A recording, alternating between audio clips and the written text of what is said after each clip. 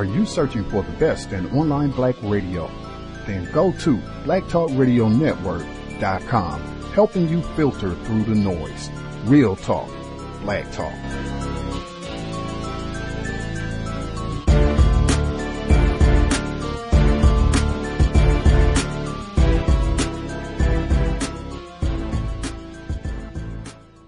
The internet is full of half-truths and all-out lies. We've all seen them, and many people on social media complaining about it. Here's your chance to show and prove. WorldAfropedia.com is a black-owned and operated encyclopedia. There are several thousand articles, but we need help. We can't uncover all the truth ourselves. So please, join us and become a writer, editor, or blogger for WorldAfropedia.com today. Every little bit counts. We owe it to the future generations to put the truth out there. Visit WorldAfropedia.com, the African-centered encyclopedia, a global database of African knowledge for the purpose of bringing about global African wisdom and understanding. WorldAfropedia.com.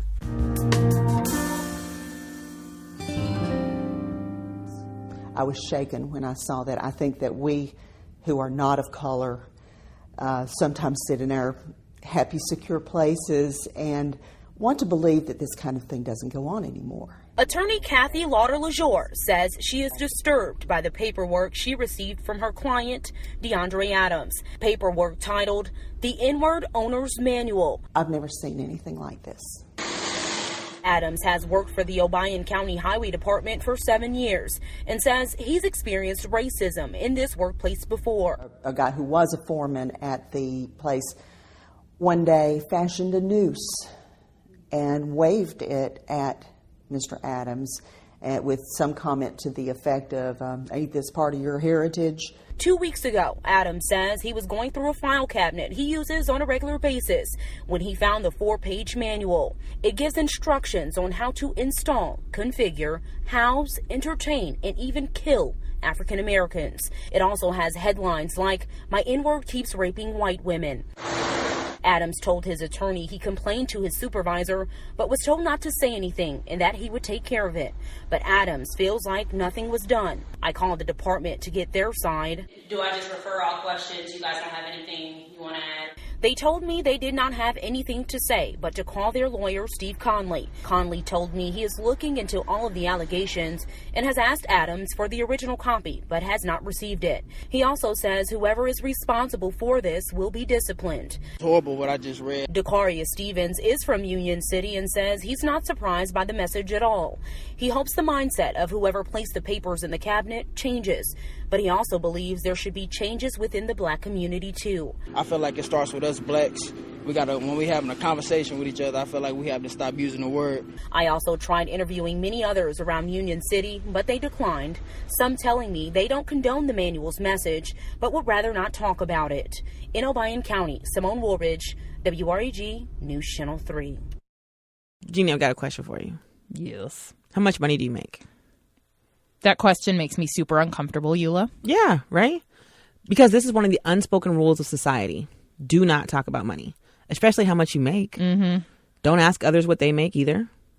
Don't talk about it.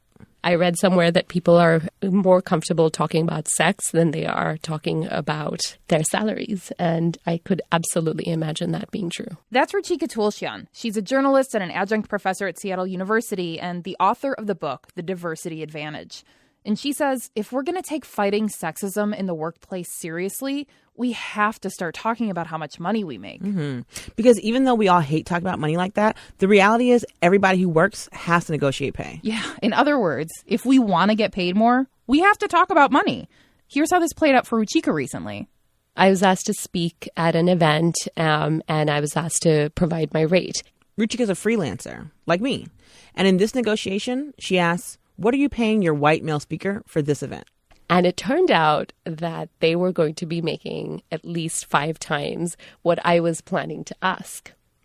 Oh. And I was lucky. Nobody's in the room with us because this is radio, but my jaw just dropped open. No, for real. 5 times. And you weren't asking for $5 and they were making $25. No. Right? No. It was a little higher. It was much higher than that. Yeah. Much higher. Okay. problem solved, right? Just ask how much the white guy makes and then make that your pay. Wrong. Totally wrong. Ruchika's story illustrates a huge problem. She was very lucky that she just asked and received. It's rarely that simple. Because when you look at the data, women don't get paid the way white men do. Period. We've all heard about this before. This is the gender wage gap. Yes. But just saying women and men don't get paid the same makes the wage gap sound simple, and it's not simple. And so today, we're looking into the gender pay gap, how that gap is wider than usually reported, and how we can narrow that gap.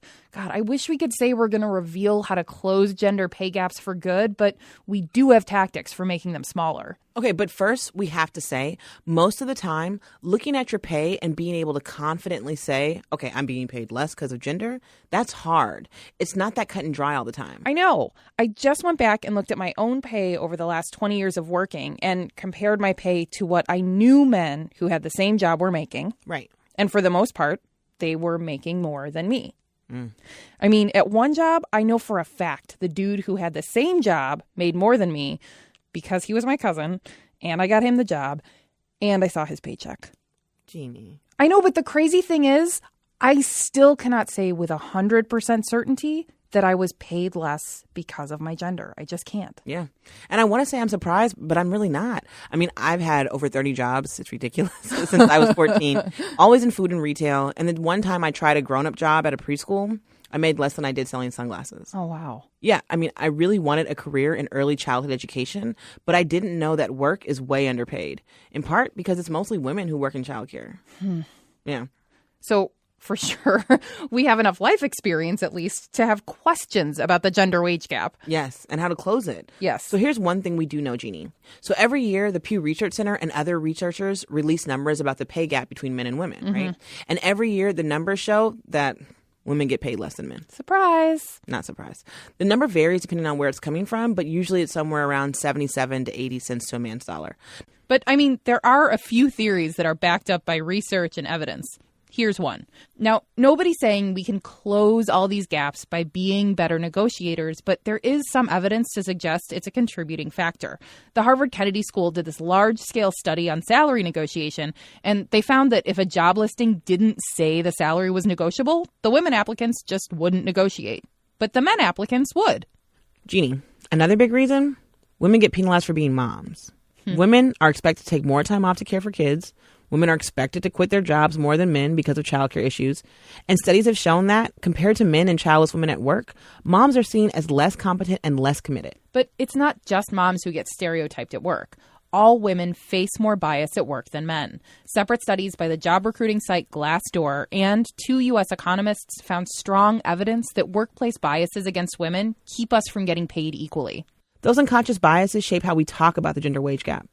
Even among well-meaning people, politicians, and policy advocates who know the gender wage gap exists and want to fix it. Today, women earn only 77 cents on the dollar for what a man earns. And women are on average paid about 20 cents less than men. Women working full-time earn about 78 cents compared to every dollar men make. But there's a problem here. There's not one single pay gap all women experience. Right. That 77 to 80 cent number is an average of a whole bunch of other numbers, a bunch of other pay gaps. Allow us to demonstrate with Skittles.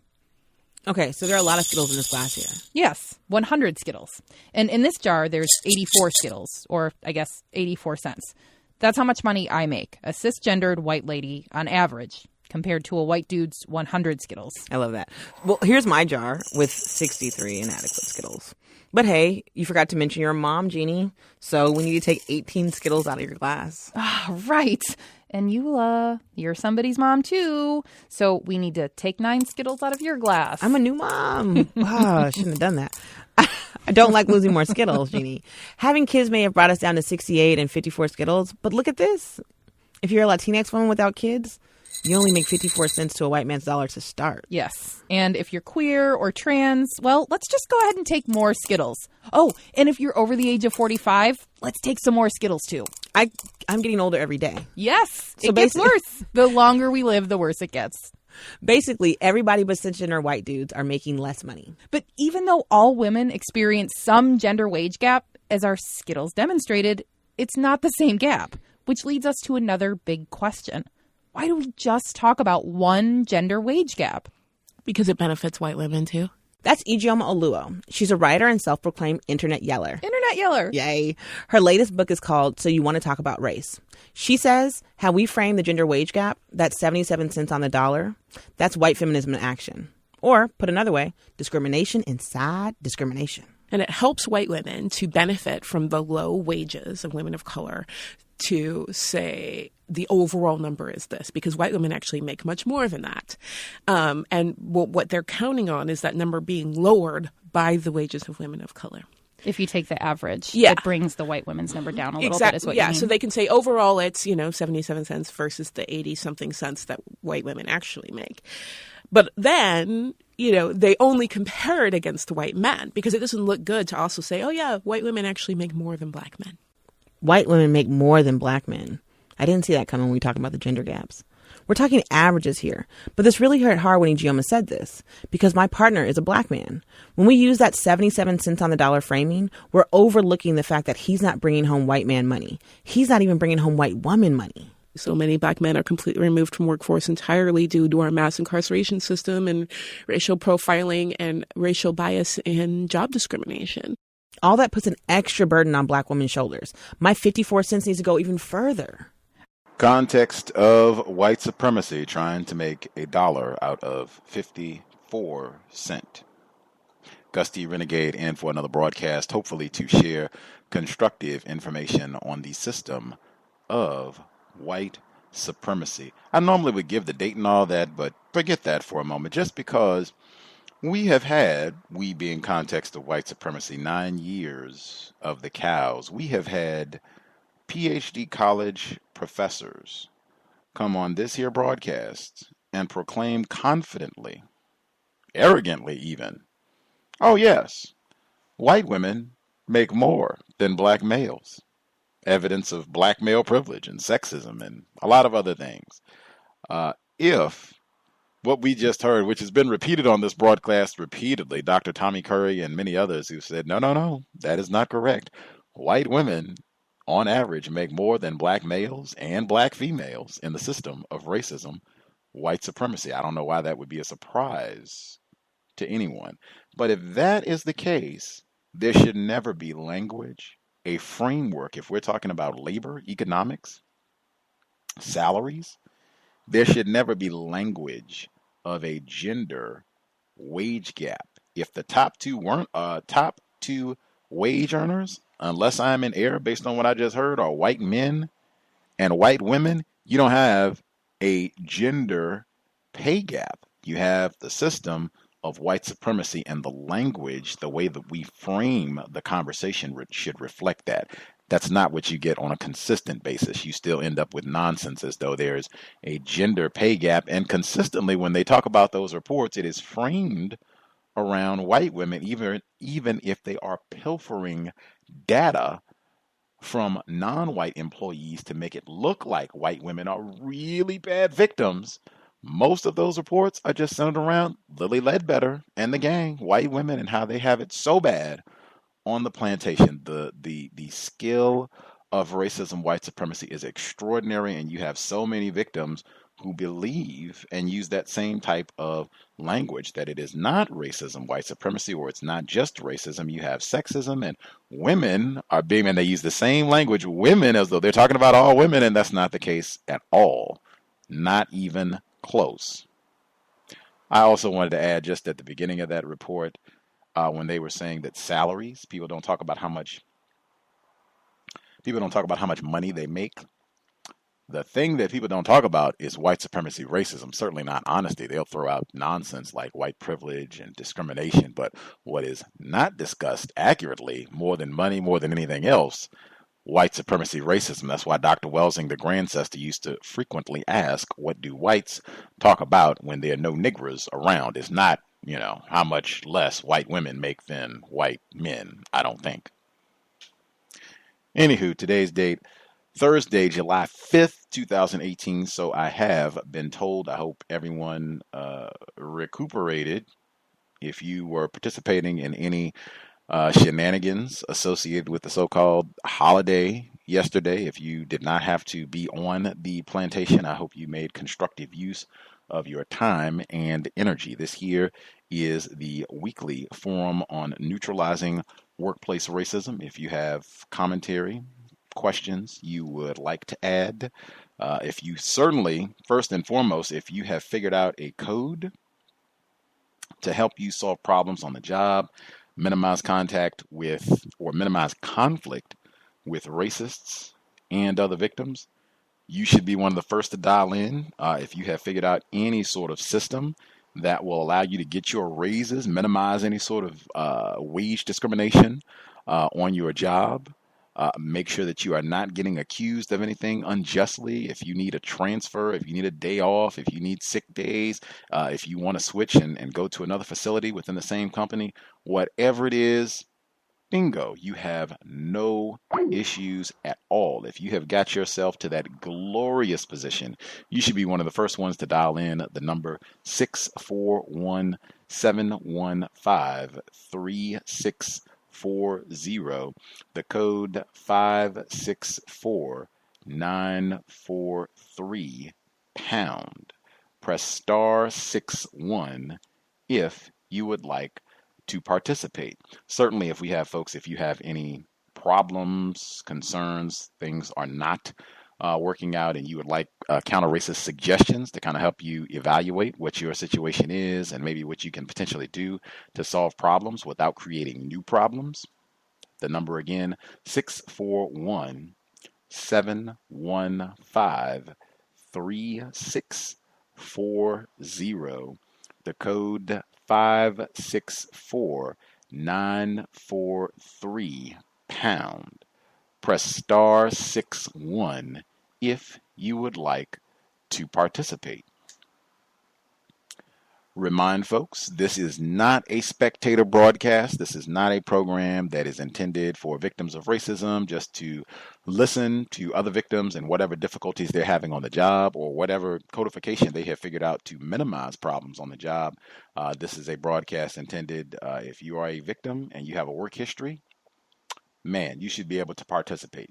You certainly should be able to think of times where racism, white supremacy has been a problem on your job, certainly even reflecting on times when you might have been more confused. Maybe you didn't recognize it as racism then, but with the understanding that you have now, you understand, oh yes, that was an act of racism too.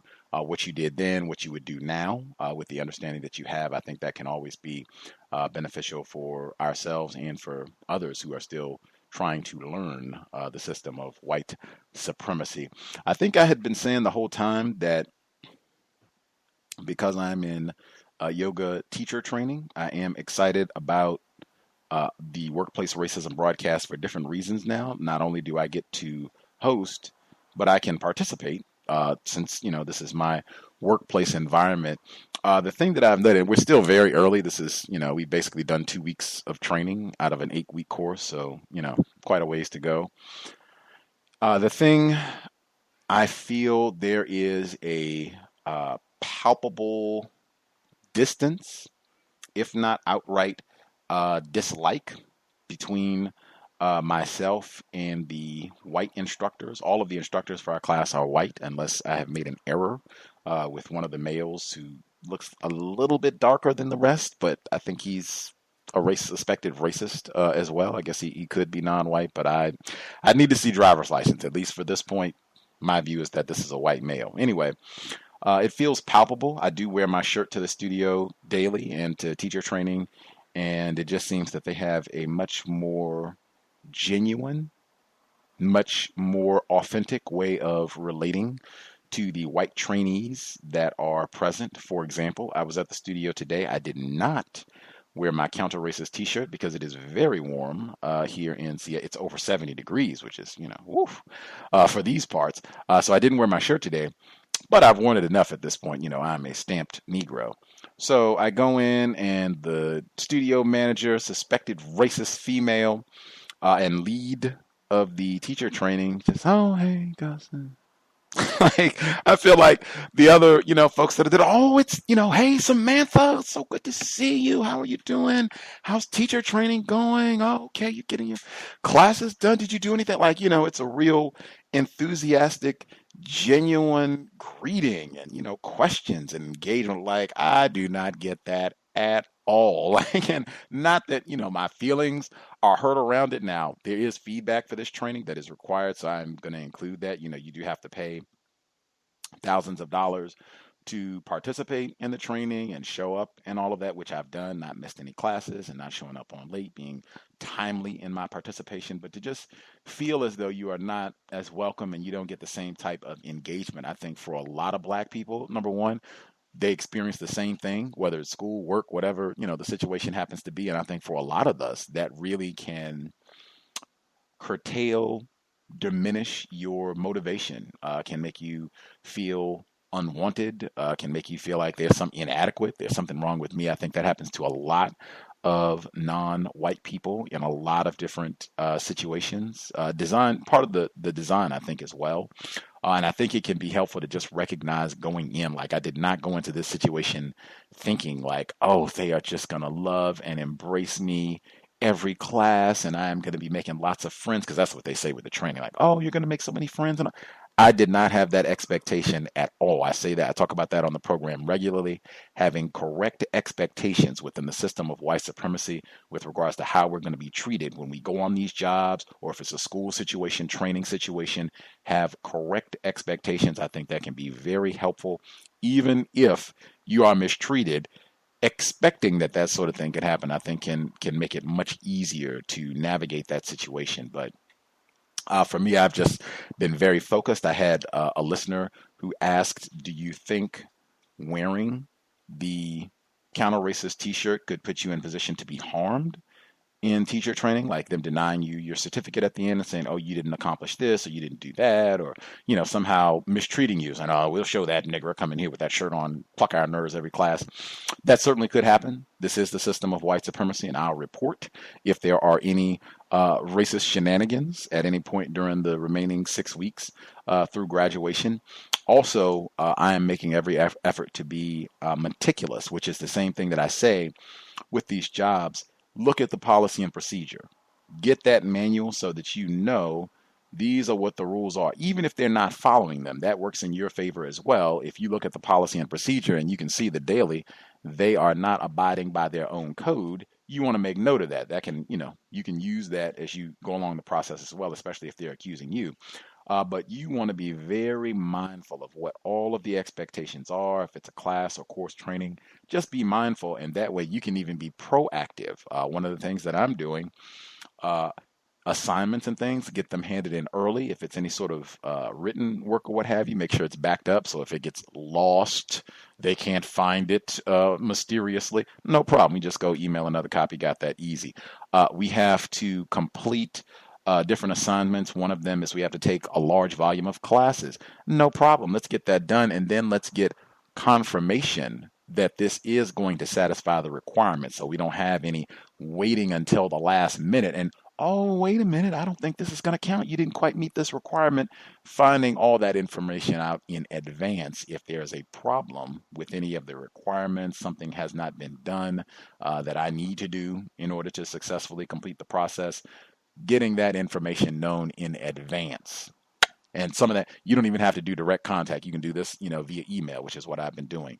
But just little things. So you can factor in, I don't think I'm going to quite get, miraculous or the best 5-star type treatment from these folks. So I'm going to factor that in. And I'm also going to factor in that there could be some racism and try and be preemptive to minimize, neutralize the effectiveness of the race soldiers mistreating me, if that makes sense. And I think we can apply the same sort of conduct code in a lot of different workplace situations. A lot of it just coming down to having correct expectations. You look at what the policy and procedure is, you kind of know some of the habits of racists, and then you just be alert, be observant on the job with what you can do. I hope that makes sense. You can let me know if it just sounds like Gus is up here talking crazy about antics at the yoga class. I guess one final thing with non-white people in that environment, there is one other non-white person in the class, Black female, lovely. again, I still have not brought up racism directly, and purposely so, not bringing up racism, and that would be like a way down the road thing, and it would still be the exact same code that I've been saying here. Anything that I say, I'm totally fine with it being repeated to every single person in the training and anybody who might ever take training for the next 500 years. That's the same type of logic you use. If you're not comfortable with that, then don't repeat it. However, I was thinking, since I have talked to the black female a few more times over the past few classes, if there's an extended conversation, one question that I think I would ask pretty early on, do you have white friends? Just to see, what level of white identification we're working with. I think that might even be something that I would suggest if there are other black people on your job, other non-white people. You're thinking, oh, maybe we can build a rapport.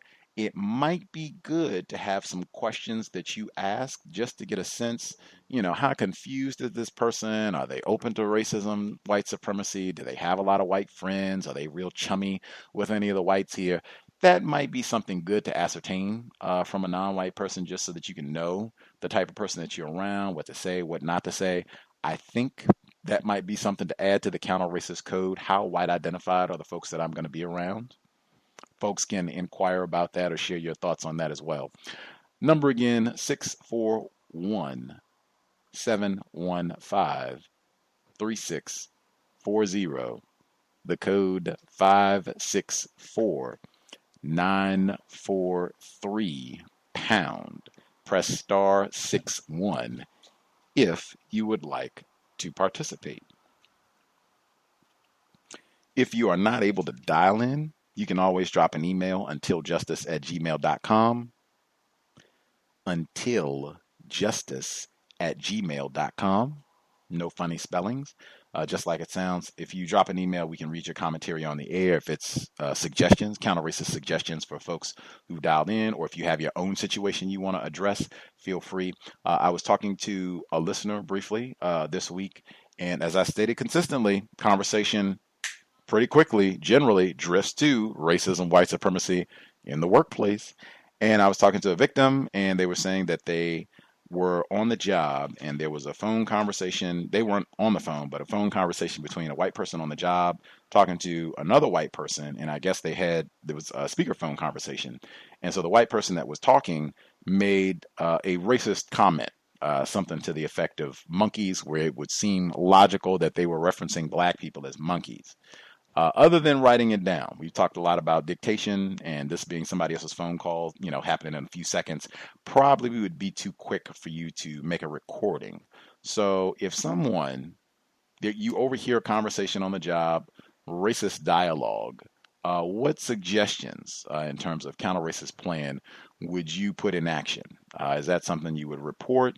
Is that something that you would just record and file that away for later? Would you, request an investigation?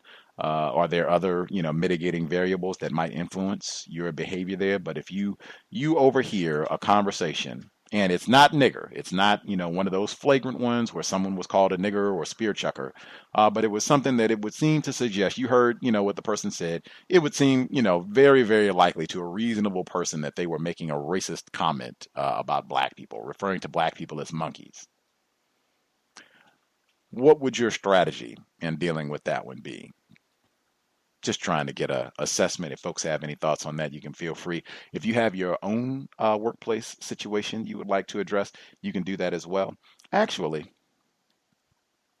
before I even get to the folks that dialed in stateside, I did want to take this broadcast. I normally go to them and weave Stacy from the UK in as we roll. I did want to stop and check in with her first, just because she's been hanging out for well over a year for workplace racism and other programs. But I mean, workplace racism, she is pretty much, you can set your watch, she is going to be here for workplace racism, which is astounding for a myriad of reasons. This broadcast, Stacy is on the other side of the planet. That's why I always try to time stamp when she calls in to be up so late. Like right now in the UK, it is where she is. It is Friday morning, okay?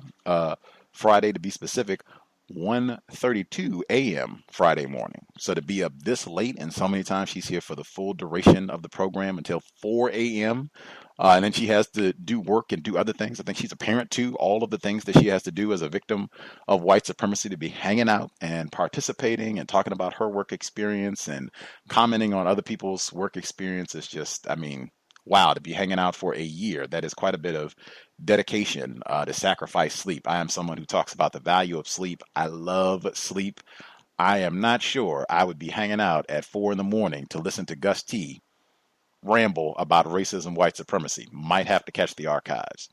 Stacy in the UK, did you have any commentary that you wanted to start off with, or do you just want to listen?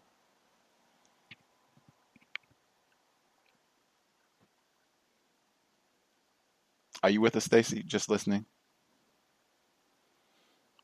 Might be just listening for the moment, but I'm pretty sure we will hear from her before, we go off the air. I'll just repeat what I said, or a short version of it, but she has been here consistently, and I'll make sure to timestamp when I do hear from her. Anywho, folks that dialed from the States or wherever else you happen to be at on the globe, if you have a hand up, line should be open. Feel free. Peace, Gus. Good evening. Greetings. Greetings, Thomas in New York. Good to hear from you, sir. Good to hear from you as well. The T-shirt at your yoga class, it's a clear indicator to white people that you're not confused. And white people avoid non-confused black people very quickly. They don't want any parts of that, especially racists, because they're afraid they might slip up and say something or make a comment, and they want to feel comfortable around you, and they don't feel comfortable around unconfused victims, which is why a lot of them hang up or to get off the call once they realize that we're not confused, and we start asking questions. They're like, I think I gotta watch my kid or something. It's always something. As for the scenario, hearing someone calling a person a monkey or indicating some Planet of the Apes type rhetoric, there's nothing you can do about that. One thing is the person that you work with wasn't saying it. And the second thing is you won't be able to prove it because that white person that you work with will say, man, we weren't talking about that. We were talking about the Planet of the Apes. And that was in that whole conversation. So if I was that person, I would just take that person off of the suspect list and put them on the white supremacist list and keep moving and deal with that person accordingly. And I have my own scenarios, but I'll let other people chime in on the questions you asked. Thank you, Gus. Appreciate that, Thomas in New York. Other folks, if you had your own situation or if you wanted to address the question that has been posed or the question I posed, feel free.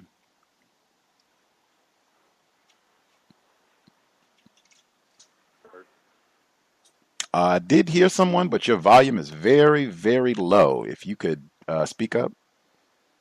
Is that better? Yes, sir. Okay, Rob in Wisconsin.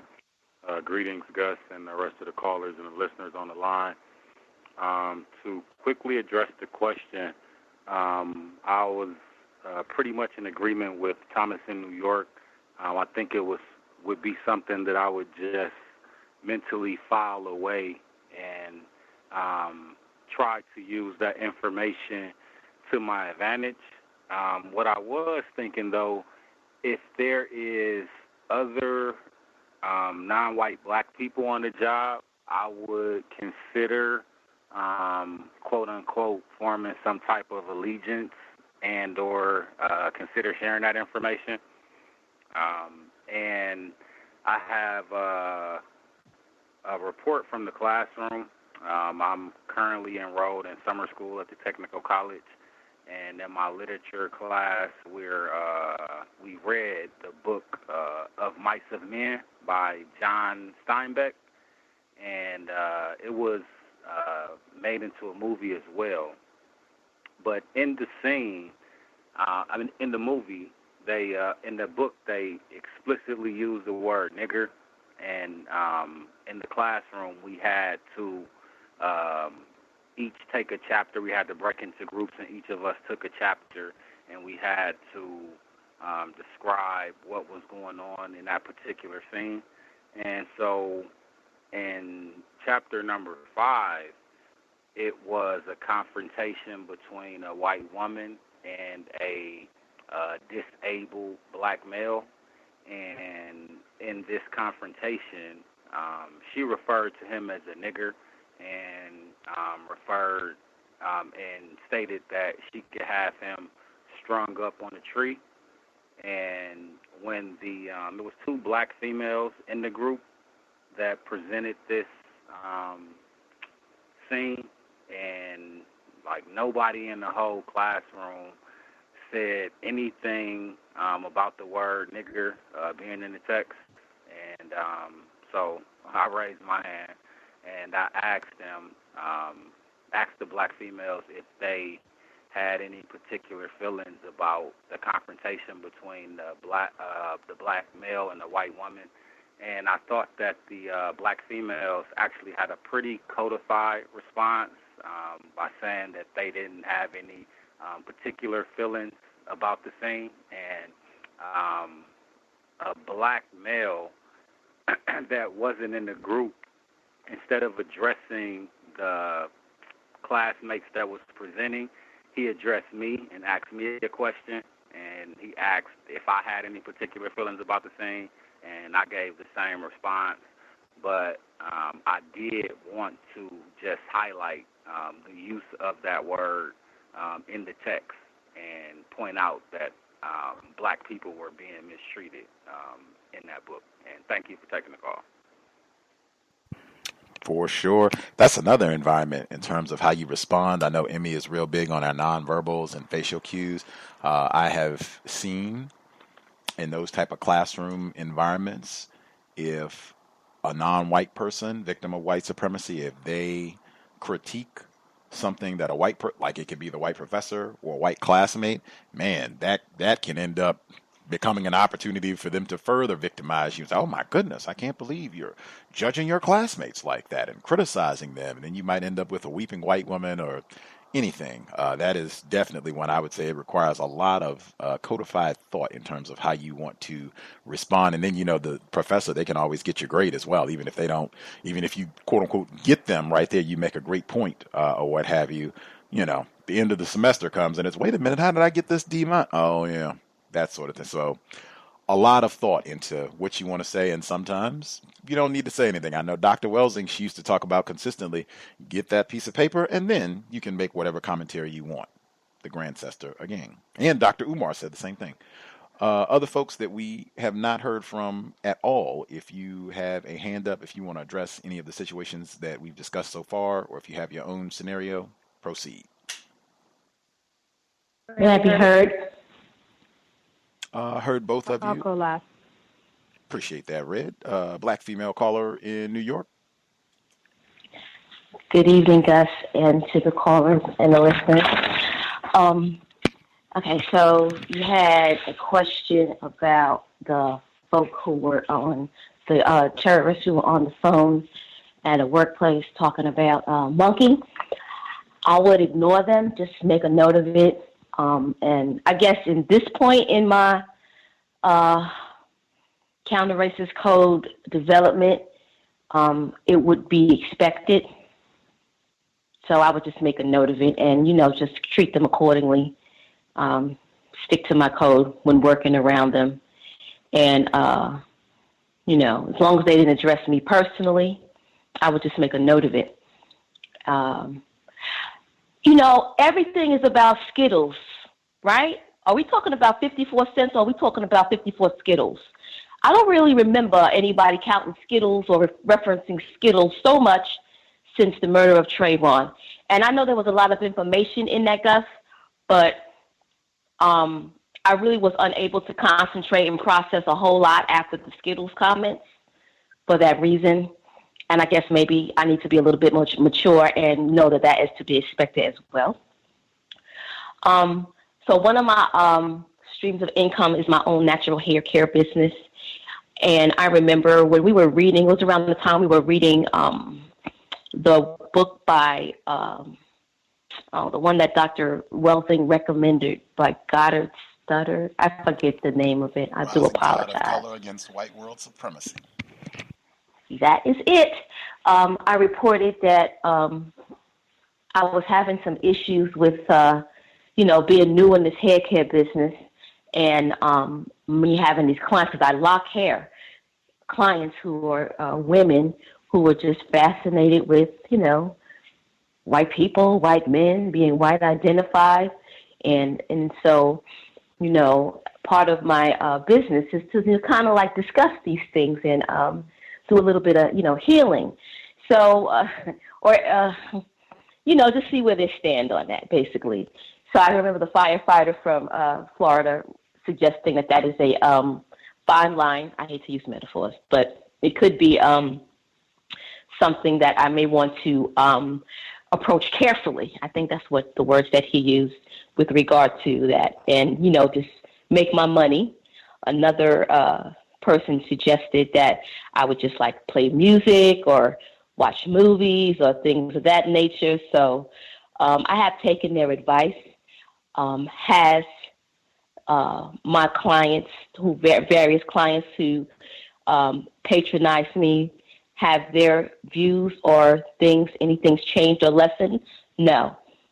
I can honestly say that it has increased.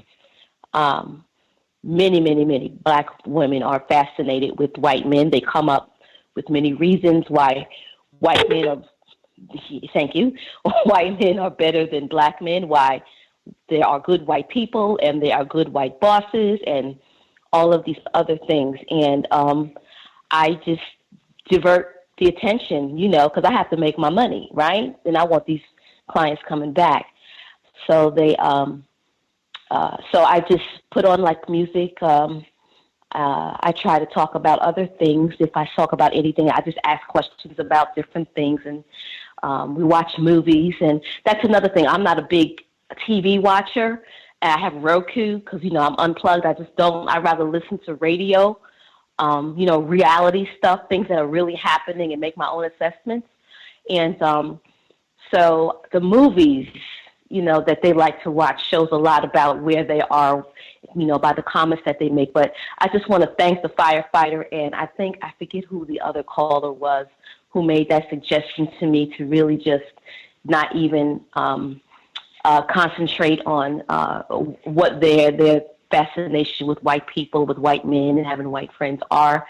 That's just something that's going to, have to be until they evolve themselves.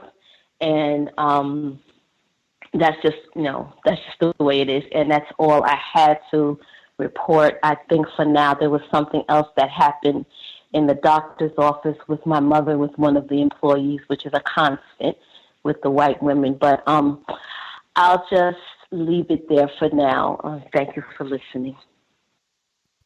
Appreciate that, Black female caller in New York. That, at least in my view, I've said for a while, maybe I should be saying it more.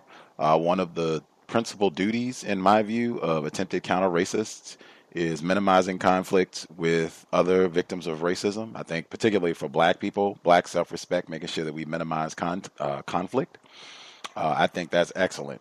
You're there, you're not there. Your primary purpose for being there is not trying to get them to be less confused or to talk about racism, white supremacy. If your primary reason for time and energy at that particular moment is your business, that's what you're supposed to be doing. And I think minimizing conflict, that is an excellent way to proceed with what you're doing. And you never know. One day they might be sitting down, you're doing their hair, and they might have a question. They will bring up racism. In fact, I would say you could probably bank on that sort of thing happening with, if there is a system of racism, white supremacy, victims like yours truly, we do tend to have a gripe about racism, whites, on occasion.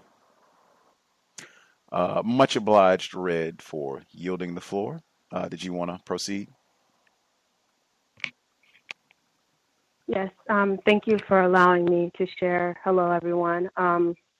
I first wanted to answer the question. I definitely agree with everyone else's commentary about, just ignoring it. But then also, I know with me, I do kind of sometimes harp on things, especially when I feel like it might be, I might be leaning towards an injustice collector, quote unquote. Just joking.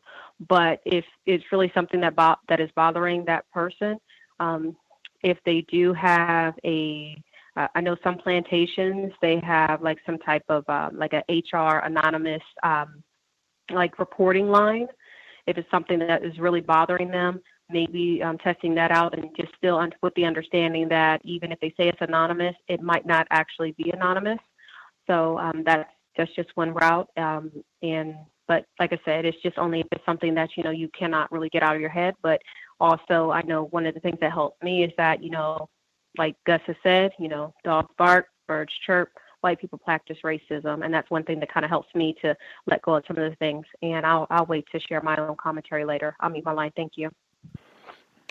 Indeed. I appreciate that. I was thinking the same thing when this was shared, like the phone situation I'm talking about. To just, you make a mental note of it, or you put it in your workplace journal and proceed. Part of me was thinking too that it would be nice, I think helpful beyond just nice. It would be constructive and helpful to get more reports generated, not complaints, but reports of this sort of thing. Just thinking, as they call it, a paper trail, so that if something else happens down the road, to have, 3 or 4 different reports that, oh, wow, we had a report that you said something racist, back in 2018, and then we got another one 2015. Like, I can see a value to having more of those reports in someone's file, but then you got to go through racist to get the report written and even have the report as a part of the file and that sort of thing. So definitely I see the logic in just file it away personally, adjust your expectations. As Thomas in New York said, that's one you can remove from the suspect list. One thing I did want to say real quick about the Skittles, the black female caller in New York, I had the same thought. I had paused Trayvon Martin, and I also thought it's in the same. I've heard Mr. Fuller give the logic about, we should not reference black people as food, like caramel this and, chocolate this and vanilla that, like we should get out of that habit and be serious, especially if we're talking about people.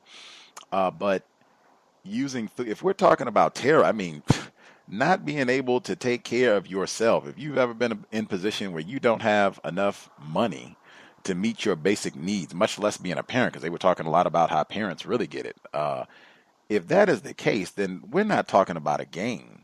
We're talking this is economic terrorism. Call it what it is, using correct terms. If that's the case, I would prefer that the medium used to explain what is white terrorism not be Skittles. Let's not make this like you're trying to explain how to run a lemonade stand for the summer. Explain this to me as though we are trying to be adults and understand how terrorism is being practiced against us. I absolutely had, yes, I had a problem. I think that would be the correct term. I had a problem with Skittles being used in that segment. Thank you for the reminder. Other folks who dialed in, if you have comments, if you either want to respond to anything that's been shared thus far, or if you have your own situation that you want to address, line should be open. Proceed. May I be heard? Yes, sir. Greetings to the callers or listeners. Thank you for taking my call, Gus. Just a quick answer. Basically, I have something as well to add in, but I do think Thomas in New York definitely hit it on the head. You definitely have to take notes of it, and you pretty much exactly said what I was going to state, which is more than likely when a racist says a comment like that, they're not that refined, so you could expect it to reoccur again. Henceforth, you should document it and realize that it will occur again and again and again, because they'll be comfortable with the fact that you didn't say anything. It kind of, in a weird way, empowers them. Also, I recently been trying to stay keeping up with the shows, but my uncle recently had a brain aneurysm. He recovered. He's actually doing very well. But I bring it up because I can remember countless times of him talking about being stressed at work, dealing with racist people in the office constantly where he's working. And when he came out of this, and he's been, very well right now, where he's able to speak, and I mean, it's really great that he's in good condition. That's one of the immediate things that he began to talk about, is just like, he doesn't want to go back to his job. He's done with it. He wants to pursue another career. Even if it's bus driving, he doesn't really care, as long as he's away from dealing with those types of individuals in an office. So again, glad to at least be able to call back. And I give a lot of credit to my partner. She recently, since this happened with my uncle, it made me take a look at my health even deeper. And I took 3 yoga classes in the last week. And I had a groin injury that was very severe. And it's now starting to subside as I've been doing all these stretches. And, again, my girlfriend, she's excellent in the regards where we found a non-white female she was excellent. She teaches the class very open. If you can't do a pose, she asked if she could touch, all these things that I didn't see other yoga instructors doing just in the 3 classes that I took. She was phenomenal. I do have more commentary, but with that said, I'll mute my line. Thank you. Wow, I'm very sorry to hear about your uncle. I guess I'm glad that he's doing better, and hopefully he will continue to heal exponentially. But workplace, I mean, that's why I've said, this is really important. Much, in my view, much more important than talking about Black Panther or Get Out or, whatever else people think, we should be talking about. Like, this should be way up there, because this kills so many Black people, just the stress and strain of being around whites or even if you're not in the office, if you're, as they say, self-employed. So much of the terrorism that we experience, it's right there on the job. And just talking about that and figuring out different strategies to try to neutralize that as best we can, that should be in the forefront of our mind. So I'm sorry to sad to hear about your uncle. I'm glad that he is recuperating, and I'm glad that your partner, Black self-respect for her, she gets double A pluses for motivating you to, engage in some more self-care, which is hugely important. And wowie, more listeners doing yoga. Fantastic. That is part of the motivation for doing all of this with teacher training to, try to help other Black people specifically, because I do think it can be very, very healing and can do a great job balancing some of that stress from the work or just racism in general. So glad to hear that it is having some benefits for you. And again, Black self-respect to your partner. That is fantastic. Black self-care is super, super important. And all of us, we should be thinking of strategies, ways to detoxify from racism in general, the workplace specifically. All of us, if it's not yoga, swimming, hiking, whatever it is that is constructive, all of us should be thinking of things that will help replenish us, because racism, white supremacy, it is designed to stress, abuse, terrorize, just have us at our wits' end. That is what it is designed to do. Other folks, much obliged, sir, for dialing in. Other folks who dialed in, if you have a hand up, if you either have responses to the questions that have been raised thus far or some of the other issues people have raised, or if you have your own situation, if you have a hand up, line should be open. Hi, can I be heard? Yes, ma'am. Hi, Gus. This is Bethany. Hi, Gus and callers. How are you doing today? Right, poorly. I understand. So, I'm not sure. I didn't get a chance to listen in on the beginning. I just tuned in. So I missed what happened. What you guys were discussing in the beginning. But I have an incident that happened in the classroom today. I'm not sure if it could be considered as workplace racism or not. Oh, let's hear it. Okay. So I was in a class today, and the class was it was discussing it was a pharmacist came in to discuss psychiatric medicine, and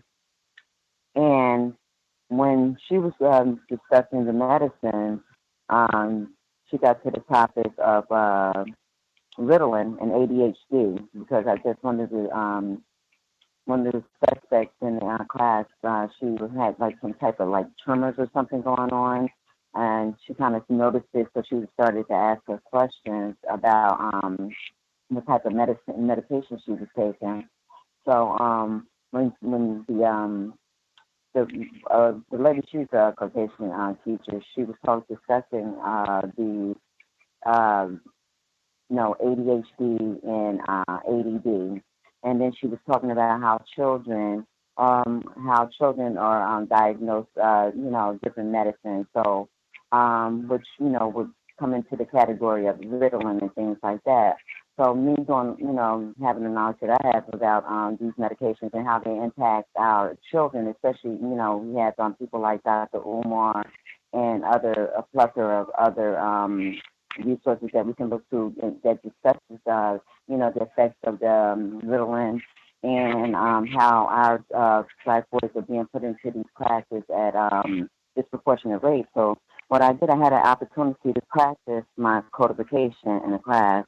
So, I like, how you guys always say, keep it in the question lane. So I made sure I asked questions. So I asked her, what did she think about Ritalin or these medications being dispersed to black people disproportionately.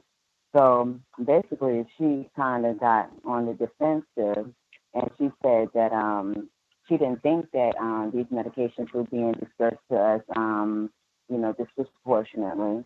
So we kind of like went back and forth, and I still stayed in the question lane. So I asked her, I said, so one of the race coaches, she said, well, it's not about race, because I was bringing up statistics. She said that the reason, she said Black people and Spanish people tend to be less, get more apprehensive when it comes down to taking medications or getting diagnosed. So I said, well, that's due to the history of us being experimented on. There's a history of racism through medication. So she was trying to deny the fact that race had anything to do with it. She basically said that the other one lady said it was a class issue. I mean, I was listening to one of your recordings earlier, and it was like exactly everything that you say that they do, that's exactly what they did. They tried to say that it's not about race, it's about class. I said, well, no, it's not about class. I said, because race supersedes class. So when, and then she was saying, but when people come in there and they're sick and they need rehabilitation from opioids and things like that, I said, yeah, speaking of opioids, yeah, that's another issue where, it's disproportionate, So she was like, she said, no, it's about money because it depends on who has the money. I said, well, who is the dominant class in the society at this point? She said, no, it's not about the race. She said, I said, well, aren't you guys, the dominant class at this point? She said, no, I don't really think it's about that. She said, and by the way, I said, well, you can look at your statistics and you'll be able to see that you guys, that you're the dominant class, and of course, if it's not about money, then it's about class, then you guys are the ones that's benefiting, we're going to be the ones that's going to be treated the worst and being discriminated upon the most when it comes down to these medications and being put in special ed classes and things like that and put on these medications. So she said to me, her response was that she said, well, as far as the whole class situation, who has more money and income, I beg to differ with you. She said, as a matter of fact, she said, just look at the sports players. That's what she told me. She said that I should look at the fact that she did basically she did racial showcase that was done because she said that we're not being discriminated against and treated differently because we do have money as a people, as a race, because we have sports players that make a whole lot of money. That was the only argument that she could come back at me with when I was bringing up the facts about the medications and how, you know, more black boys and more of our communities are being put into the, you know, special ed classes and things like that. And I just, you know, at the time I didn't really look at the fact that she talked about the sports. But then after I got home and kind of marinated, I said, wow, that's amazing how she just practiced, both of them just sat there and practiced racism in their classroom. And I was the only non-white person in the classroom. So I felt like, you know, pretty good because I was, you know, asking questions, stayed in the question lane. They, you know, you should have saw their faces. It's like they really had a real tight, like their faces, it's like you could tell I made them uncomfortable by me asking the questions and I was asking about race. And I just kept hearing the cows in my mind, like stay in the question lane, stay in the question lane. So that's my workplace racism for today. All right, on Draftomania. Thank you for sharing and absolutely just asking questions. I've said that for years. That is the preferred method. Really, anytime dealing with whites for the most part, but certainly, you know, job, classroom, that's pretty much the same thing. You just ask questions. You want to stay away from making a lot of statements. That tends to, it's more opportunities for problems to arise when you start making statements on the job or with whites in general, as I'll say. Ask questions. Ask questions. I also, and this is just a general recommendation that I give. I think as long as we are in the system of white supremacy, I would encourage a tempered response. Racists have a way of, or I'll just put it this way: racists, they go back to the drawing board. I suspect she went home, or probably before she even got home, as soon as that class, that Negro was in here asking all those questions, and they will be working immediately to figure out next round of terrorism, especially cooked up for this individual. So just tempered response, be on the lookout for any sort of retaliation. Just that tends to be the way racist man, racist woman, racist child operate, especially if it looks like you might be a little less confused. Right. So you're not suggesting that I don't ask the questions because there's going to be retaliation. I mean, that's just to be expected, right? No, exactly. Just that be prepared if there is any increased attention and or even any like as what I said earlier. I know you said you had missed that, but I was saying earlier in those classroom situations, the retaliation might just be on your grade at the end of, you know, an exam or the end of the semester or quarter or whatever system that you have. So just be alert and even be proactive to the degree that you can to protect your grade in those situations. And I did invoke what both Dr. Welsing and you mentioned Dr. Umar, they concurred. They had the same advice for black people in those classroom type situations to not make it as much about challenging and confronting them on the truth of white supremacy as opposed to get that degree, whatever, you know, get the degree or whatever it is that you're there to get. Both of them really emphasized, make that the priority. I know Dr. Umar talked explicitly about how having those sort of confrontations made it so hard for him to get his PhD that he almost did not get it. And Dr. Welsing, she said the same thing, just get the degree and then you can, you know, commence to speaking truthfully about white supremacy. Well, can I clarify? Well, it wasn't a class that you get graded on. It's just a workshop, and you just go for, like, you know, the workshops, and then you get a certificate, certificate for it. So I don't have to worry about like a grade or anything. I thought it was a grade situation. You know. Oh, okay, yeah. If it's not a grade situation, oh yeah, you know, you have a lot more liberty to have fun, ask questions. You can practice exactly as you, I think, started with. Practice your codification and asking questions. Yeah, you have a lot more liberty in that situation. Absolutely. Yes, sir. Thank you so much, guys. I'll For mute my sure. line. For sure. Appreciate the clarification and the share in general. Draftomania. Other folks who dialed in, the number 641-715-3640, the code 564943#. Press *61 if you would like to participate. Other folks who dialed in, if you have a hand up, if you have commentary to share, line should be open. Proceed.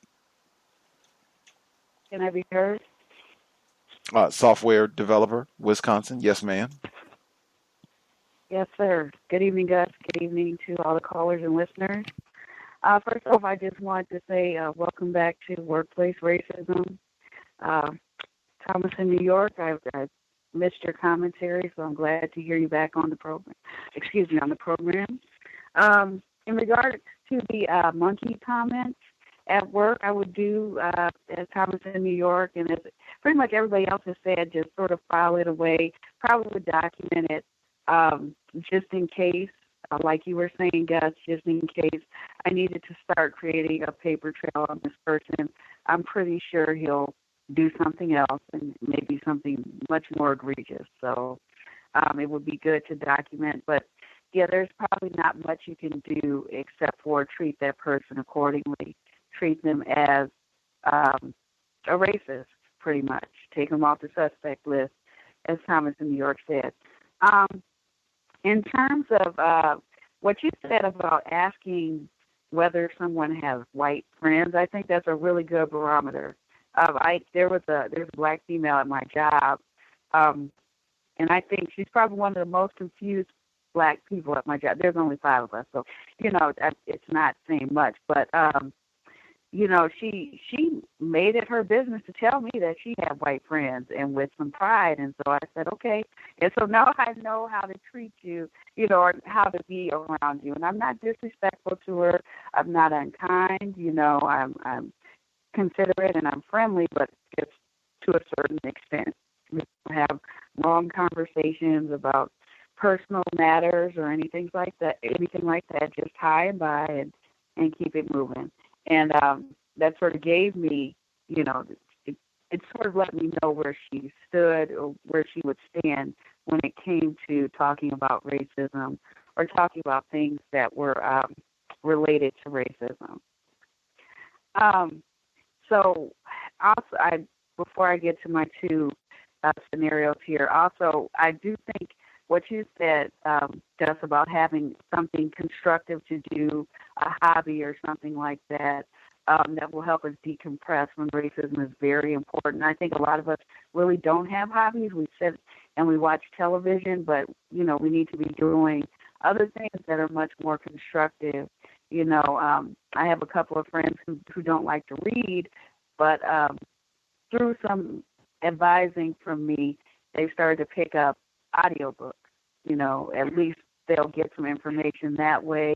I encourage black people to do a lot of crafty kinds of things. But just having that tactile sort of sensation can help remove you from a lot of the extreme emotions that we have under the system of racism, white supremacy. I know I've talked about knitting a lot, which just gives me that sort of tactile involvement, so I can remove myself from that emotional process.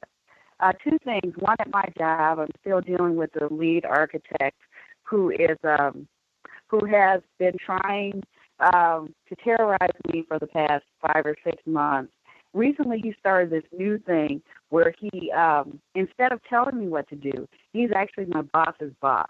So instead of telling me what to do or giving me a task, he says, oh, well, would you like to do X, Y, and Z, or do you have time to do X, Y, and Z? I can infer from that, if I say no, there'll be some sort of insubordination charge or something like that. It's just so sneaky, I'm giving you agency, but really I'm not. And so I've got to navigate that. I'm trying to figure out what I'm going to do about that. We've been taking a few more liberties with that, since I was pulled for another project, and so now he keeps on pulling me off of my team to do extra work, and I've been noticing that. So I'm trying to figure out the best strategy for that, but I haven't figured it out just yet. In regards to codification with non-white victims, I had a recent experience where, I talk about AA, and I'm actually sponsoring a non-white black female, which is why I haven't been on the book club broadcast. But she called me, and she's a hairdresser, and she works in black salon, and she was telling me about some issues that she was having with another black female at the salon, sort of rearranging her workspace.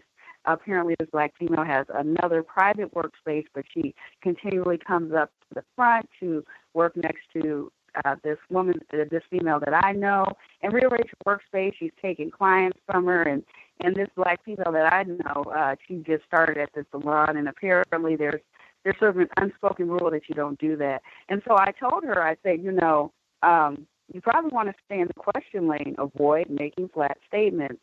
You want to ask questions. What is the policy for this? What is the procedure? I'm not aware of exactly what's going on at your workplace because I don't work in that environment, but I'm sure there are some questions that you can answer that will resolve your problem quickly.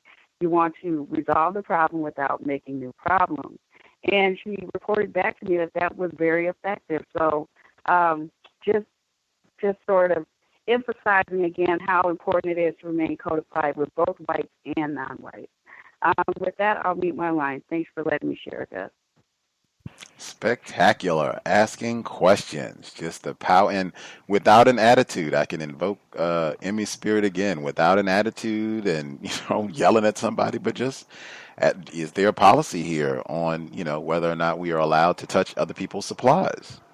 Yes or no question. Oh, if there is, okay, what's the policy? Another question. There's not. Should there be one? Another question.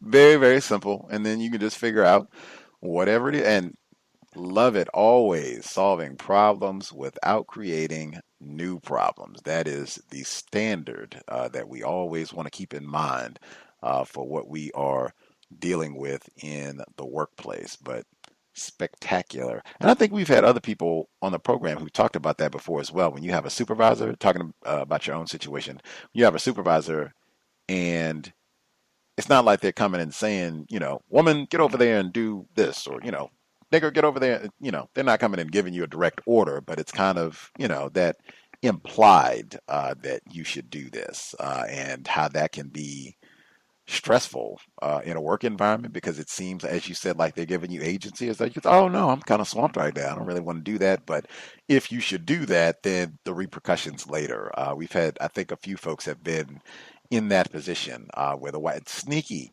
crafty racists on the job and just trying to figure out, how to navigate that as best you can. Appreciate that, caller in Wisconsin. One thing I did want to say really quick, and I'm a big advocate, even if you have white identified victims in your workplace, still patient, still courteous with them. It can be helpful to remember, this person is very white identified. So I should keep that in mind with expectations for what they might say or do and how I am going to speak and function around them. Very important, I think. That's it.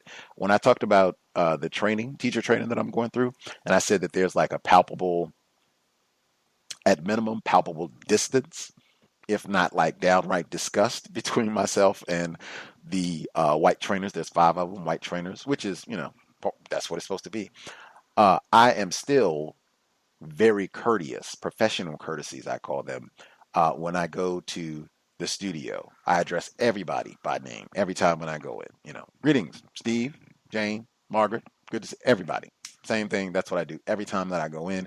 I wouldn't care, what their attitude. If anybody has any, that nigga does come in here and wear the shirt, but he says, sir, ma'am. He speaks to everybody. He calls me by my name every time when he sees me for teacher training or class. He always speaks. Every time I see any of them, I speak and call them by name. And again, that is not, I'm trying to be cool or whatever the case. I have my own code of conduct in terms of how I function. And that's the exact same thing that I have suggested when you're on the job. It's not about you going there to be aloof because you understand racism. You are going there to function so that you can get through the day without causing problems. I signed up for the teacher training, so I'm trying to get through this without incident so I can get my certificate. You signed up for the job. You want to get through with all of the coins you possibly can without problem. To that end, you speak to everybody. That not, oh my gosh, Helen, love to see you and give you. No. It's never that. Just very professional, courteous always, but short, and everyone got acknowledged. Very important. Not trying to be aloof in the work or classroom environment. Other folks who dialed in, if you have a hand up, if you have commentary to share, line should be open. Proceed.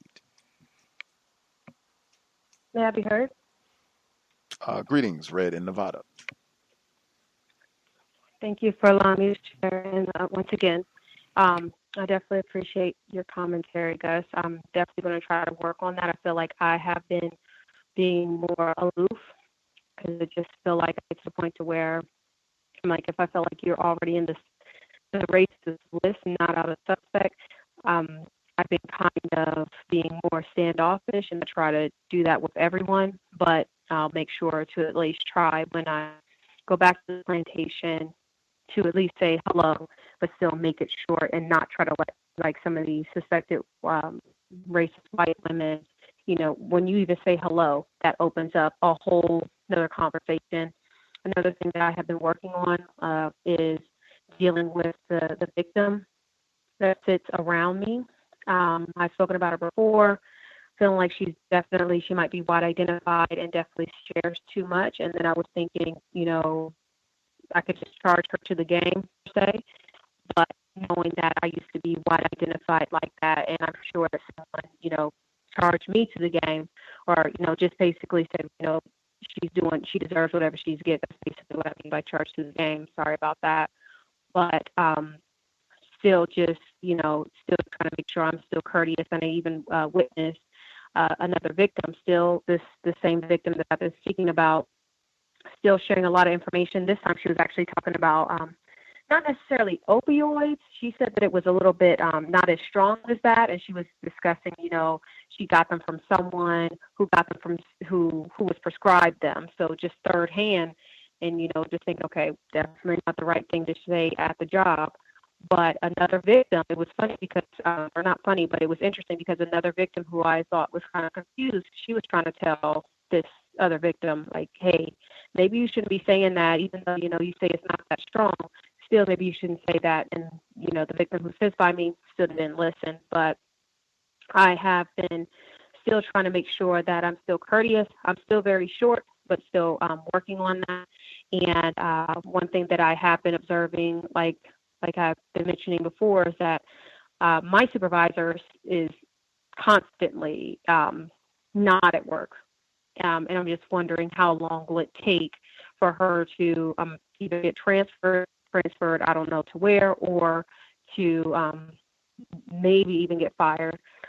But that's all I guess I have to share this week. The one last thing, with the female caller who was speaking about the classroom situation with the certificate, I know one thing that I think about whenever white people say when they want to bring up racial showcasing, just thinking about, well, who actually pays the athletes?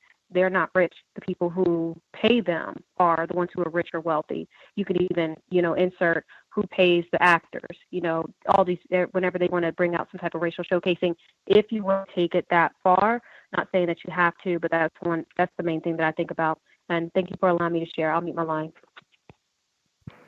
Indeed.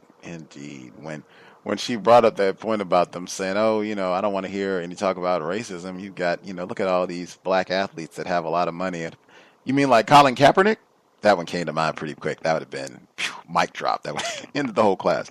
But yeah, just nonsense. We talked about that before, the utter nonsense of even bringing up that right there, in my view, is a pretty astronomical act of white supremacy, because, we're talking about less than 1% of black people are going to be a professional. Speaking of professional athletes, there was a report, I think it was in the New York Times, they said that Serena Williams, cowbell, is the most drug-tested athlete in women's tennis, or certainly one of the most. I thought that was extraordinary. I mean, in a system of white supremacy, I guess no duh, but I mean, wow! Like with all of the other, I think Maria Sharapova tested positive and got a big suspension, and all the whites that have got caught doing drugs, trying to beat her over the last 10 years or whatever it is, and what they call so-called opioid crisis. Oh my goodness! How is it that Serena Williams is the most drug tested? And I've never heard of her testing positive, but I certainly think that would qualify for workplace racism, a black person being overly drug tested in the workplace. And I don't think racism was an explanation for why she has been drug tested so many times either. Anywho, other folks, if you have comment, if we missed anybody that has a hand up and we missed you completely, you should definitely proceed. If you have questions or comments about what we've discussed so far, or if you have your own situation, feel free.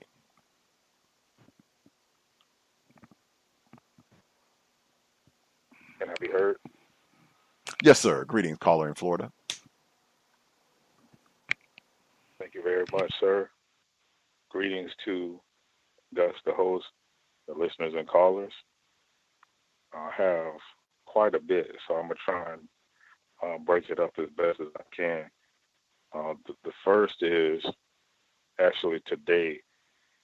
There was I had went into an office to drop off a document, and there was a giant 8-ball, like if you ever played pool or billiards. The white woman had a giant 8-ball on her desk. So I asked him, I said, where did you get that from? And she says, oh, my daughter gave it to me. She said she was tired of keeping it around, so she just brought it in. Like that was the first one, because the 8-ball is black, so that's I think Wilson moment. Two is, I don't know if anybody's has ever been told this. I think it goes under that category of nonverbals. It was 2 separate occasions where I was told that I showed no emotion. And I'm trying to understand what it meant. Like, say, yeah, he never, they only see me either smile or that's about it. And more recently, this, I guess she's white pretty much. I'll just say that she's white. She says, I only see you either smile or you don't have any, like, it'll just be a blank expression. So I never see you angry, or something like that. And I say, when people that look like me, said we're more likely to get in trouble or something like that, aren't we? If we're angry or something like that. So she didn't say anything. So the next one is a metaphor was made by a non-white person. I had on a gray shirt and gray pants, and I guess she called herself giving me a compliment. And she said, you're wearing all this gray, you look like a rain cloud in the sky. So I guess that's what she thought about when she looked at my hair. And the earlier, not this week, but last week, it was definitely a lot of racism going on, because I figured this was going to happen because we have this confidential bin, like a recycling bin, and I think people have assumed that I do this, and it's for like the juvenile department. Their documents, if anybody knows, that's confidential. Juvenile cases are confidential, so they don't go in regular recycling bins. So the top white woman that I've been given the code name, the warden, like and I want to be emphatic about this because, like, I know Gus, you played that audio segment about white women being pained, acting like they disenfranchised and they're victims they're definitely not victims.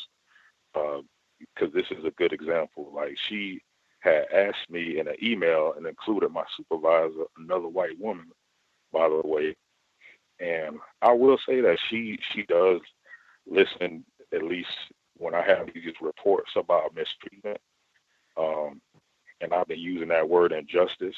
It's definitely been effective and unjust. I think Mr. Fuller mentioned that term. So she said, like, if there's any, instance of injustice, I could just, like, come let her know about it. So she asked me about this email. So I said, like, could you please give me a second? And then she says, well, okay. And she goes to sit down in our office. So it took me about maybe 45 seconds before I could gather my thoughts. I printed out the email, and I went to go speak to her about this. It's, I believe, July, the 5th. Now, this happened maybe like June the 28th. And the initial email about this had been going on ever since June the 14th. So apparently the people in the juvenile department had an arrangement with somebody from another department to do this job. Okay. And apparently the bin didn't get empty. So no surprise that another black person, myself, was made a candidate, okay, to be volunteered to do this. So my supervisor wasn't informed. I wasn't informed. So I'm telling her about this, that I don't have any jurisdiction over this task. And, I told her, to summarize it, I told her that that's on somebody else.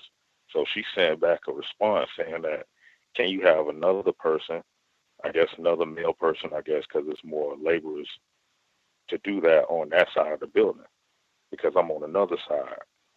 And then, so I run into the white woman, okay, and she tells me that, hey, you know what, don't worry about doing this. Like, don't worry about doing it, because the people are gone who's supposed to come pick up the shredded paper. Now, but she never gave a email, text response. Okay, so the next day she asked, and this is retaliatory right here.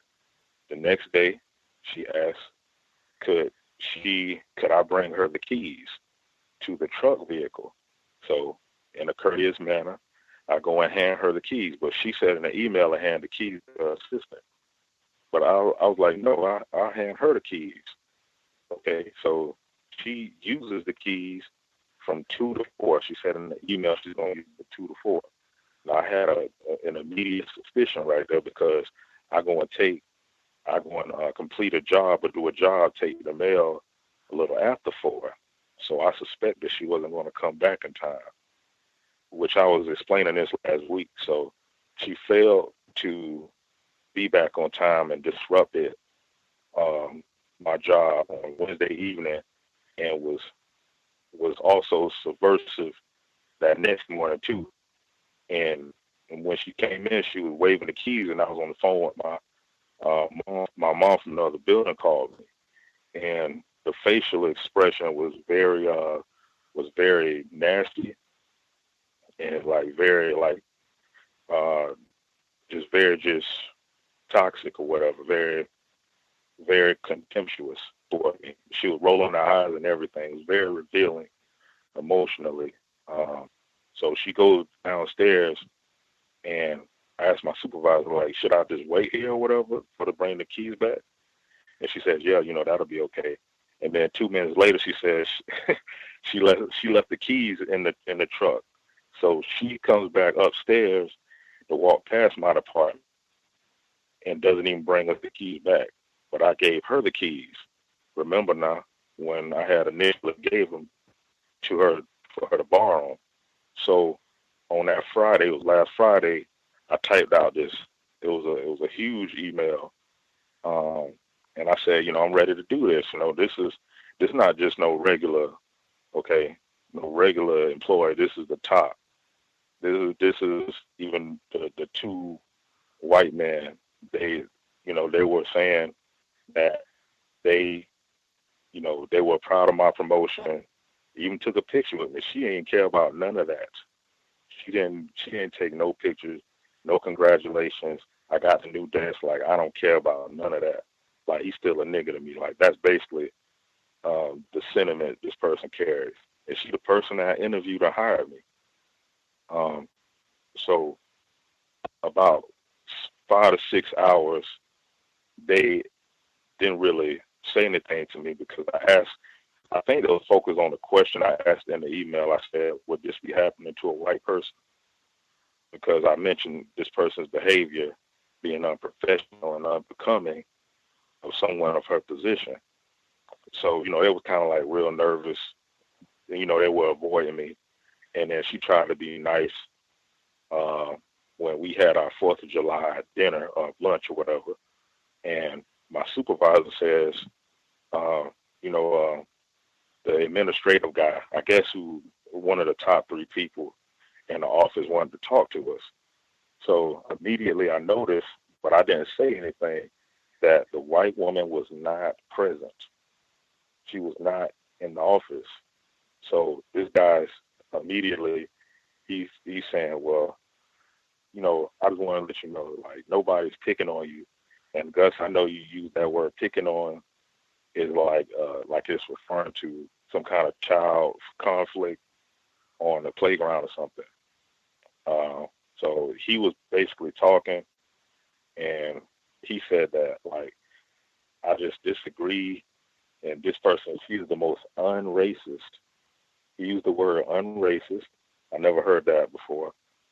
And she treats people right, whether they're black, purple, the usual rhetoric, green. You don't even have green people. And I use the word unprofessional and conduct.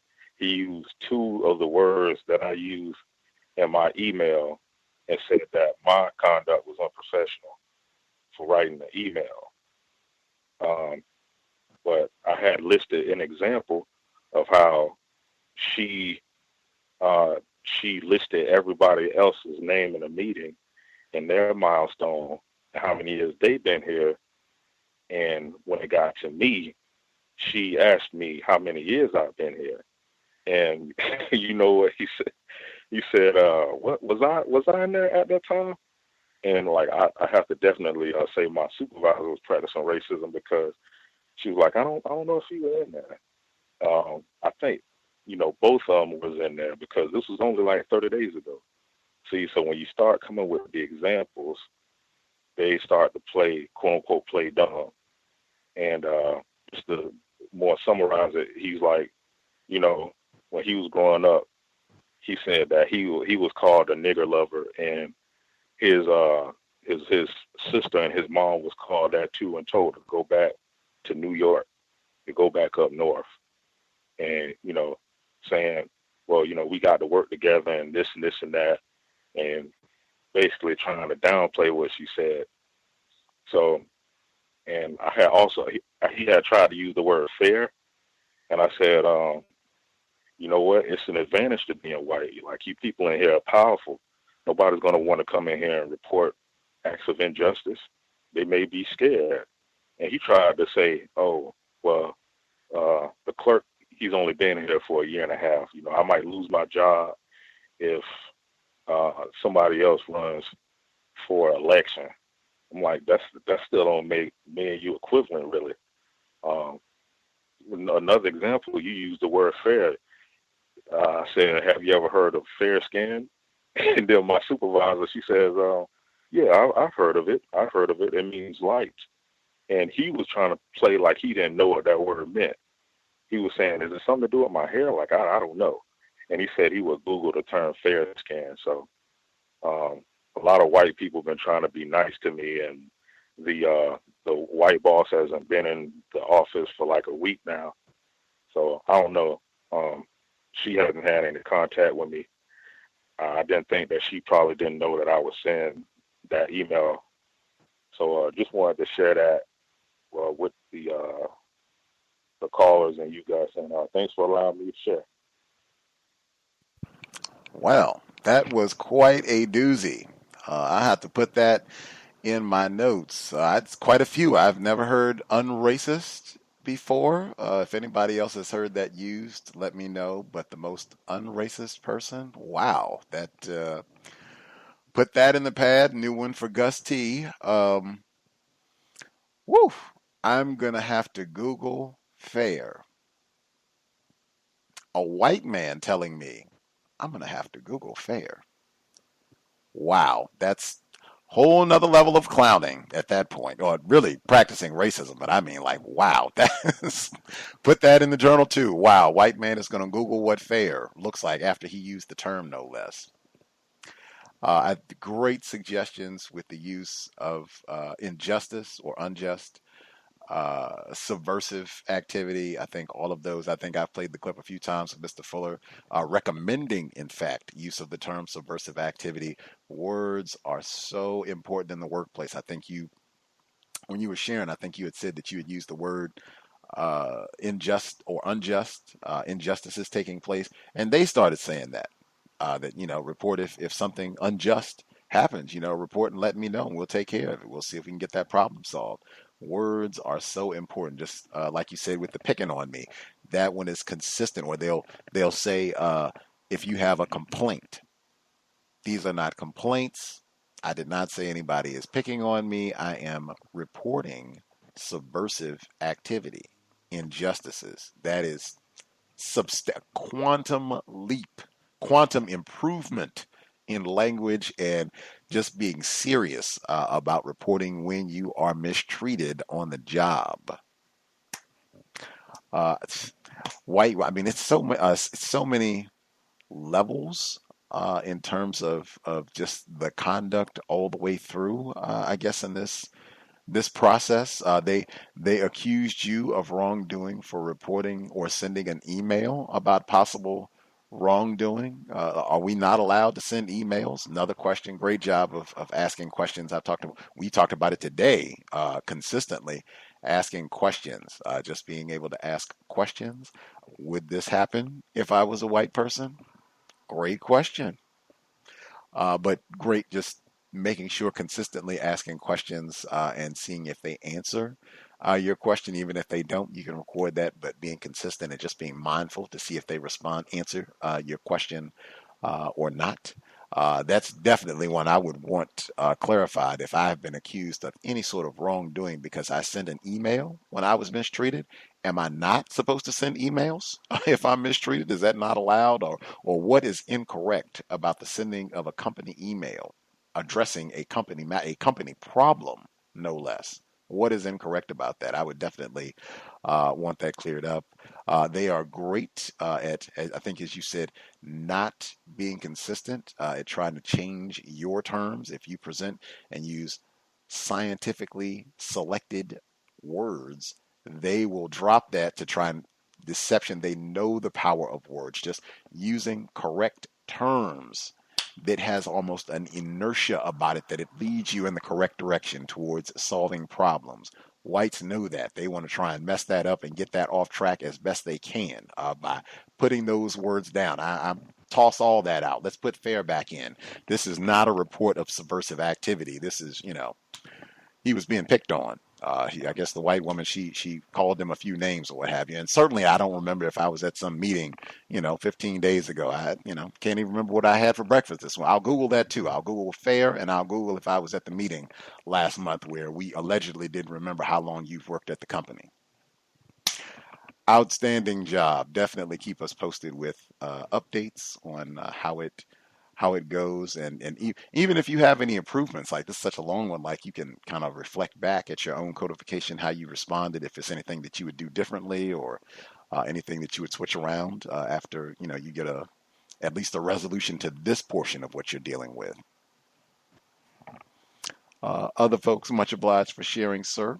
Other folks who dialed in, if we've not heard from you at all, you should definitely speak up. Go now. The number again, 641-715-3640.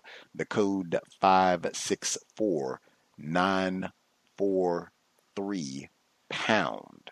Press star 61 if you would like to participate.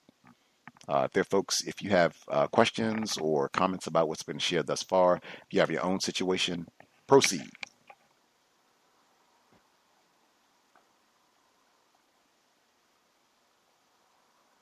Can I be heard? Greetings, retired firefighter. Greetings, everyone.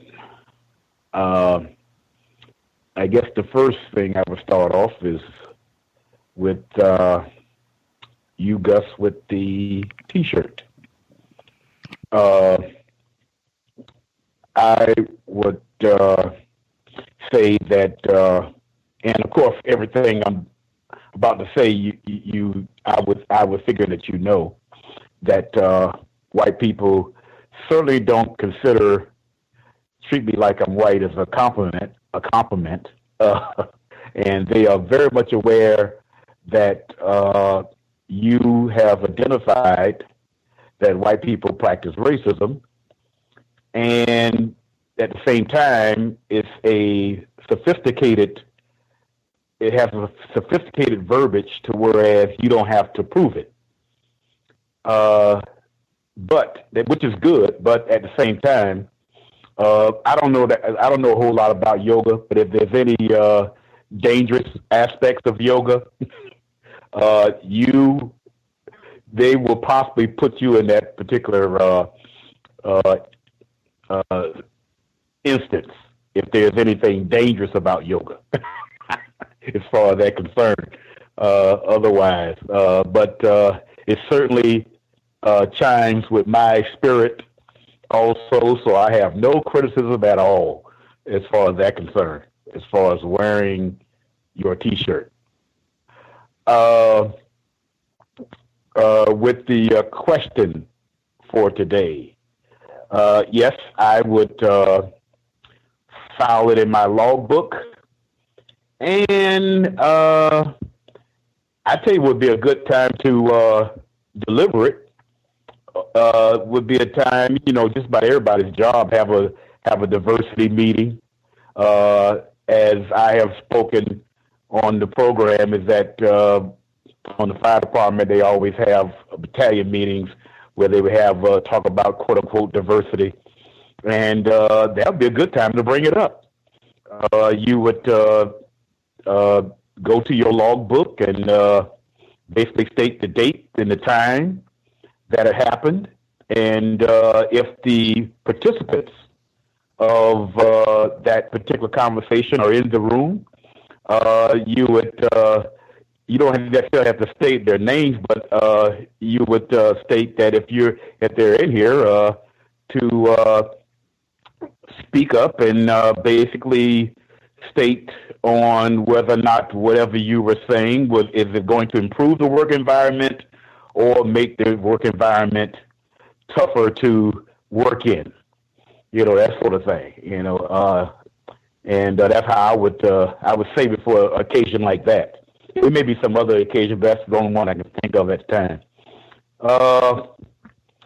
My workplace is basically 1/5 of portion of taking care of our mother, and I'm learning a lot about the hospice industry. She is at home. That's I would recommend to anybody if they have a loved one that's in the state that my mother is in, that the best thing to do, if you can, if it's possible, to treat that person at home or primarily in your care. But there's the industry that goes along with that, with people delivering medical supplies and coming over to your home to do things that you're not skilled in, such as medical work, that sort of thing. And in our case, and if anybody knows anything about South Florida, primarily it's white people whose primary language is Spanish. They also may be experts at English, but they also speak Spanish also. And in that turn, you can see the practice of racism. I am grateful that that the primary care person within the within my care group, which is the youngest, and I'm saying youngest, but she's in her 50s. She does a great job on and stays on top of things. One of the persons, I think it was the head nurse, she stays on top of him from the standpoint of, I'm stay out of using metaphors. She stays knowledgeable of what's going on and make awareness of every individual that has contact with our mother. To whereas, as far as treatment is concerned, that she makes sure that she gets the same treatment that everybody else gets from that standpoint. And while I'm there, I make sure that that takes place also. I've recently been going just about every day and spent about maybe 8 hours, something like that, in helping we have a black female that my sister hired to assist us during the day. And so with that, that's the best possible situation that we can have for our mother. So that's my report on workplace racism for this week. Thank you. Yes, sir. Retired firefighter. Sorry, Gus. Oh, go ahead. Go ahead. Absolutely. Great to hear retired firefighter. The caller from Florida. I think it's telltale that it's almost impossible to prove racism, especially in the workplace, unless you could have a recorder of someone saying nigger, a monkey, or a ringating, or a spear trucker. It's like impossible. Even with the incidents, everyone's going to form the Voltron effect. All the bosses, even the people that don't like this white person, the other white people that don't like them, they're going to all form into formation. Their code is pretty much has been impenetrable. Questions, of course, you did a great job. That's the only way to break their code when they're in formation, to save yourself. Anytime I've done it twice, accused a white person overly of being racist. I didn't have that job for too much longer after that. But of course, you're in a totally different type of situation than I was in. At my workplace, racist terrorists, fresh off a vacation, comes back. We have a party. It was pretty much mandatory that everyone went. I was told that if you don't go and mingle with the bosses, that your job could be in jeopardy. It's that type of thing. We do this every year. So what I did was I bought a +1. I brought my wife with me. It's a bad thing, but a good thing that she got motion sickness. So we ended up on the top of the boat while everyone else was in the boat, but she couldn't be in it. She was feeling a little shaky, so it kind of kept us away from all of the white people. And I didn't drink one thing other than water. The white suspect that terrorizes me, I couldn't wait to show my wife this person. So, as we're in the boat and she's kind of feeling a little topsy-turvy at first, I see the white lady, so I make sure that she comes over to me so I can introduce her to my wife. And my wife was talking to another black lady. The receptionist is also black, and her +1 was her friend. Now, this lady said she's going to this event for 4 straight years.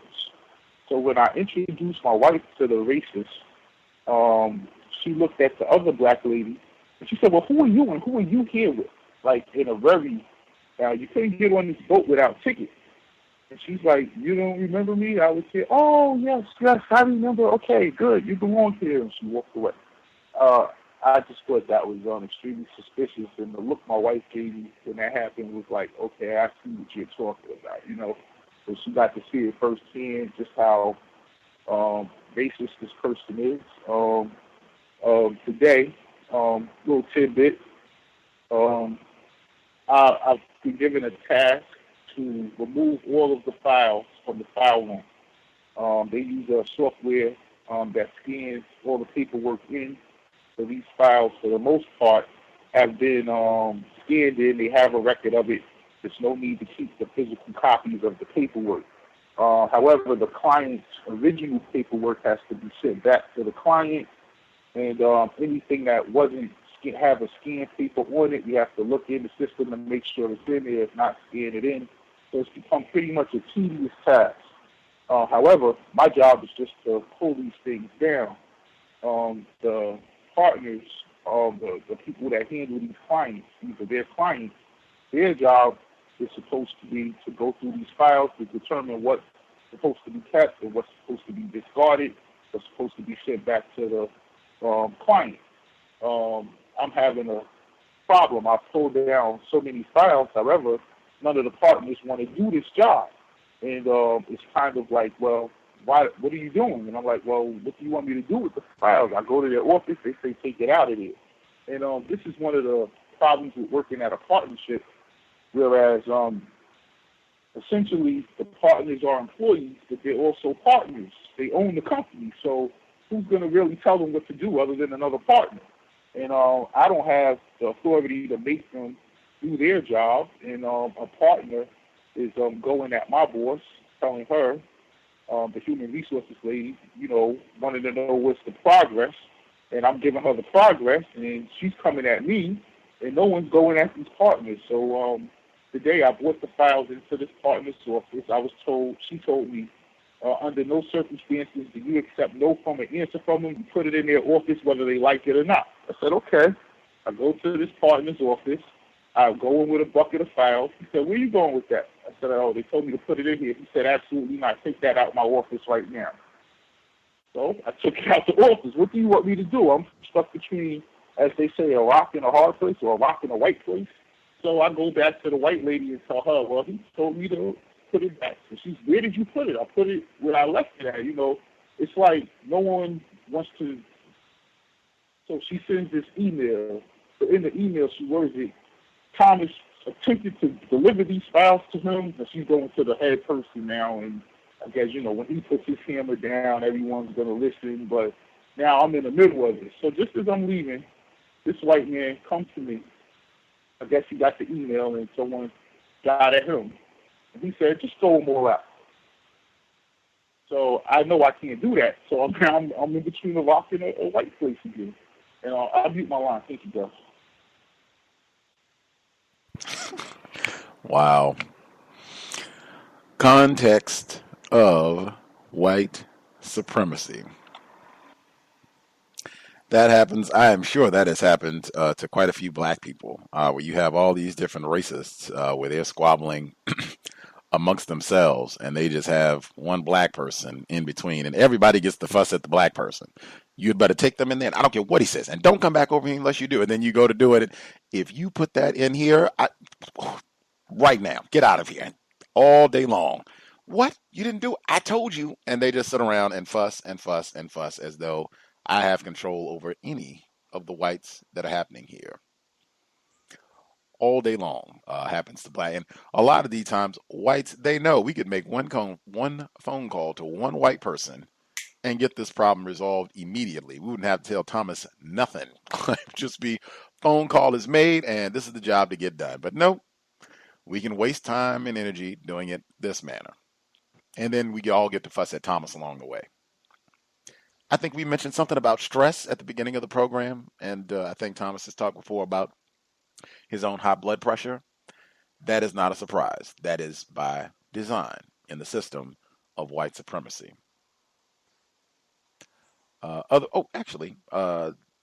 Person wrote in.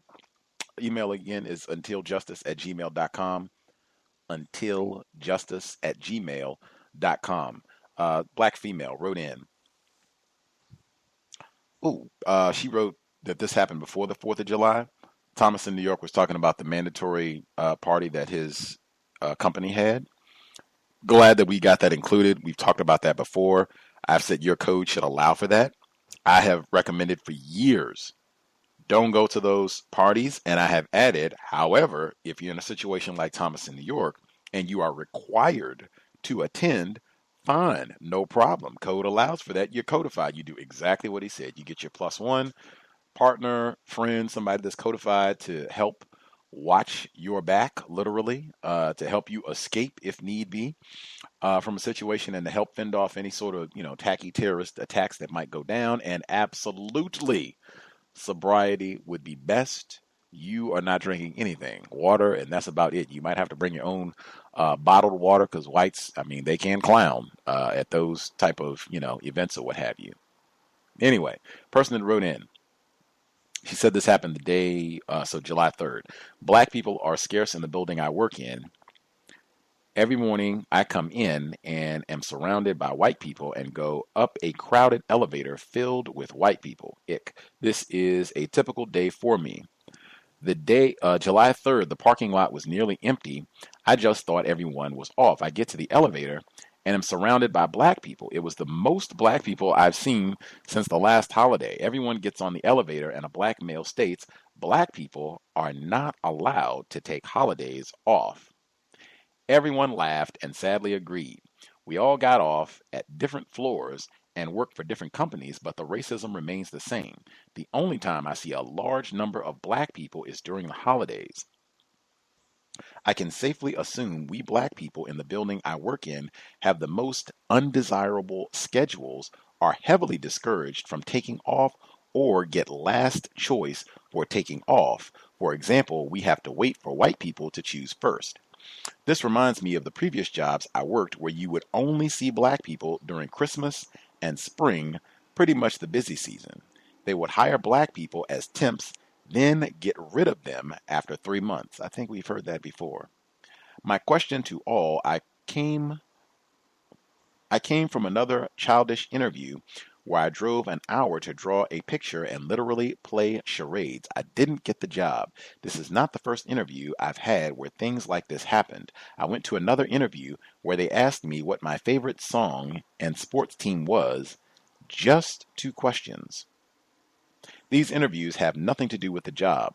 Oftentimes, I'm being interviewed by a white person with no experience or a white person who has no idea why I'm there or what's going on in the company. I went to an interview with a Latina woman and a white guy where the Latina woman was so racist she looked visibly upset. I slipped through the cracks like she was not able to determine if I was black or not. Just Gus T, I discourage the use of the term Latina. I don't know if this was an individual classified as white or non-white. There are individuals who speak Spanish who are classified as white and may have been born in the area of the world called Mexico or Costa Rica or Peru or Bolivia or many other places where the dominant language is called Spanish. Continuing. I went to, she made no eye contact, this alleged Latina female, kept clearing her throat and kept rushing for the white guy to finish. Just nasty. The white guy didn't really interview me. He just made small talk about the surrounding town. My question is, do you feel that job interviews are just a tactic to weed out all the blacks so the company doesn't get sued for discrimination? I ask because most jobs, you just have to be trained, and the boss is oftentimes a white person who would have never gotten the job if they actually hired them based on experience and education or followed the asking requirements in the job posting. I've been to way too many interviews that were a joke, and at this point, it's becoming very hard for me to go to another because I don't want to speak with an unqualified white woman who is very likely to waste my time. End of transmission. Very discouraging. I think I talked about that earlier in the program, how the system of white supremacy can sap the motivation of black people. I think I just talked about that when we got started on this very broadcast. I my view, I think we have heard people who've concluded this before. I think that's almost kind of a cliche, right? That sometimes whites, they just do the interview process and, get 4 or 5 niggers and say we interviewed them. We asked them a few questions and right on, that's diversity. We didn't hire them, but, we gave them a chance and we just had better candidates this time. We'll get a fresh batch of niggers and, we'll try it again next time around. I think a lot of people have concluded that's what they're doing. And the questions, I've talked about that myself in terms of whites wasting our time to make you come out, especially if you're having to drive, even if you didn't have to drive an hour for the interview, to come out and just ask a nonsense question about, what's your favorite sports team or what's your favorite food, and we'll get back to you, and just wasting your time and energy. Whites do a lot of that, and they know that to have this person discouraged. Like, we waste their time with these Mickey Mouse questions. Good. Hopefully they won't even, apply anymore. They'll just wallow around and be sad or discouraged or whatever it's going to be. I think racists do a lot of things like that. It's just a form of psychological wisdom of psychopaths. Any folks have comments, responses to the black female who wrote in?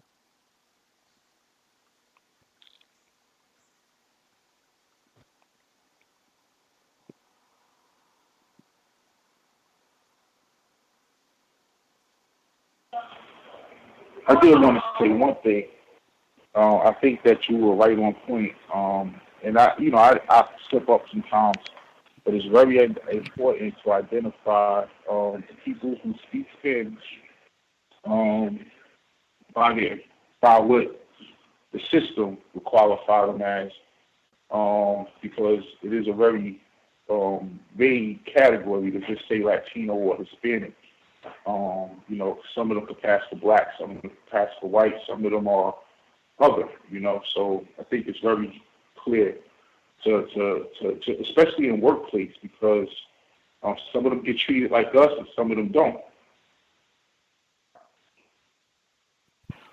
Appreciate that, Thomas. In New York, any other folks have suggestions for the person who wrote in, who's having their time and energy wasted on these interviews that are not really serious by, it seems, young racists who are not qualified at all, not qualified and not even trying to shield their contempt for this potential black candidate? Any other folks have response or commentary?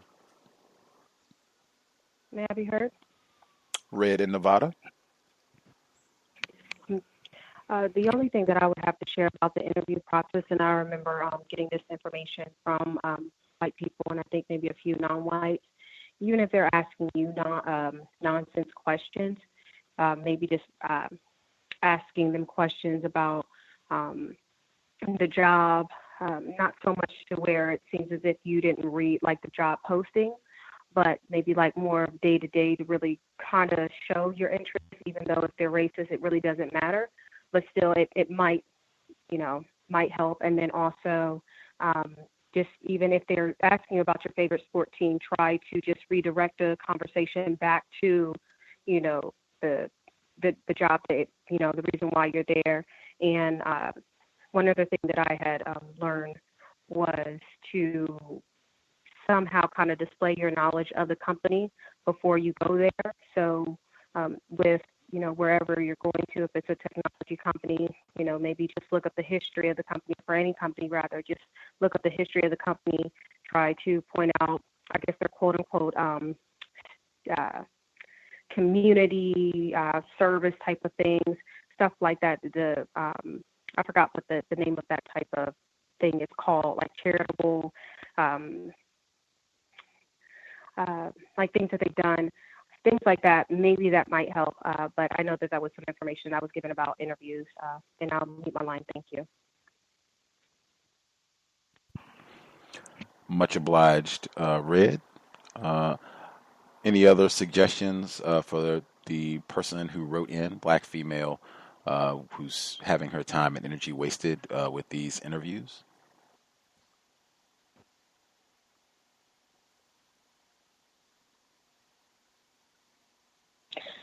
May I be heard? Yes, ma'am. Black female caller in New York. Thank you. I don't have any suggestions. I was going to give a story, but I'm experiencing a lot of racist interference on my line, Gus. So I'm going to save it for next week unless whites solve this problem before next Thursday. I'll hold on to it. I am sorry you are experiencing technical issues that unfortunately can be common, the system of white supremacy.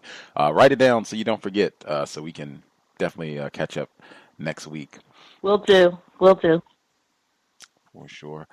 If there are any other suggestions, folks can share. The main thing, I would go back, talking to the person who wrote in, one of the main things, I would go back to self-care and understanding that this is designed, the system of white supremacy is designed. This is not something that's exclusive to you. And I think a lot of times whites do these sort of things with the goal being that we will internalize and think that there's something inadequate about us, that we're just not, up to par. And that's not why we're not being seriously considered as a candidate.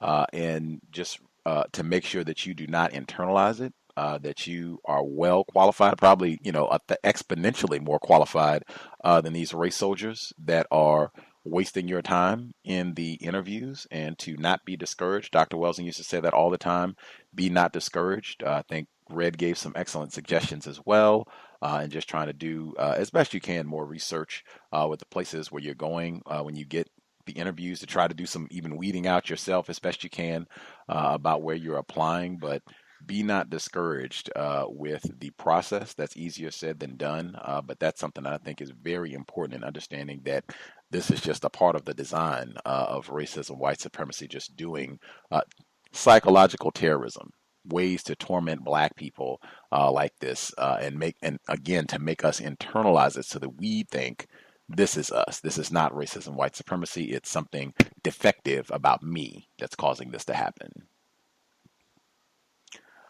Other folks. Hey Gus, on interviews with temp agencies, I've had quite a few, and they could go either way. What you have to do is you have to sell yourself. You have to make yourself interesting. You have to make them want to find you a job. You don't want to just walk in there and play solitaire. You want to go in there, you want to sell yourself. I mean, this is, put your salesman hat on. You're going to make yourself, oversell yourself if you have to. Tell them, about your prior experience, go into depth, tell them stories, get them to bring someone else into that interview too. That's how that whole process works. If you just go in there just like, hey, I'm just strolling in off the street, I'm looking for a job, they're not going to find you one. They want you. These people hold your fate in their hand. You want them to send you to a site where you're going to keep going back.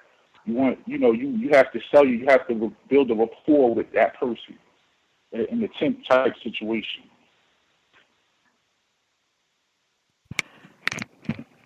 Appreciate that, Thomas in New York. If we missed any callers, since we are ticking down, we have less than an hour, the final hour of the program. If we have any folks, if you are listening, if you dialed in, if you have commentary, suggestions, question, your own situation that you would like to get counter-racist feedback, go ahead and dial in or raise a hand. The number 641-715-3640. The code 564943 pound. Press star 61 if you would like to participate. Please do not wait until the last minute if you have commentary you would like to share.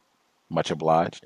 The caller that mentioned the folks going to work at the post office, I just saw a report where Black post office workers were being abused and alleging that it was racism, white supremacy that was messing things up for them on the job. No escape. Did other folks have commentary? If we, I guess if you dialed in with a hand up, if you didn't get to share, if you just chimed in to comment on somebody else's situation and you had your own situation that you wanted to address as well, if you have a hand up, line should be open.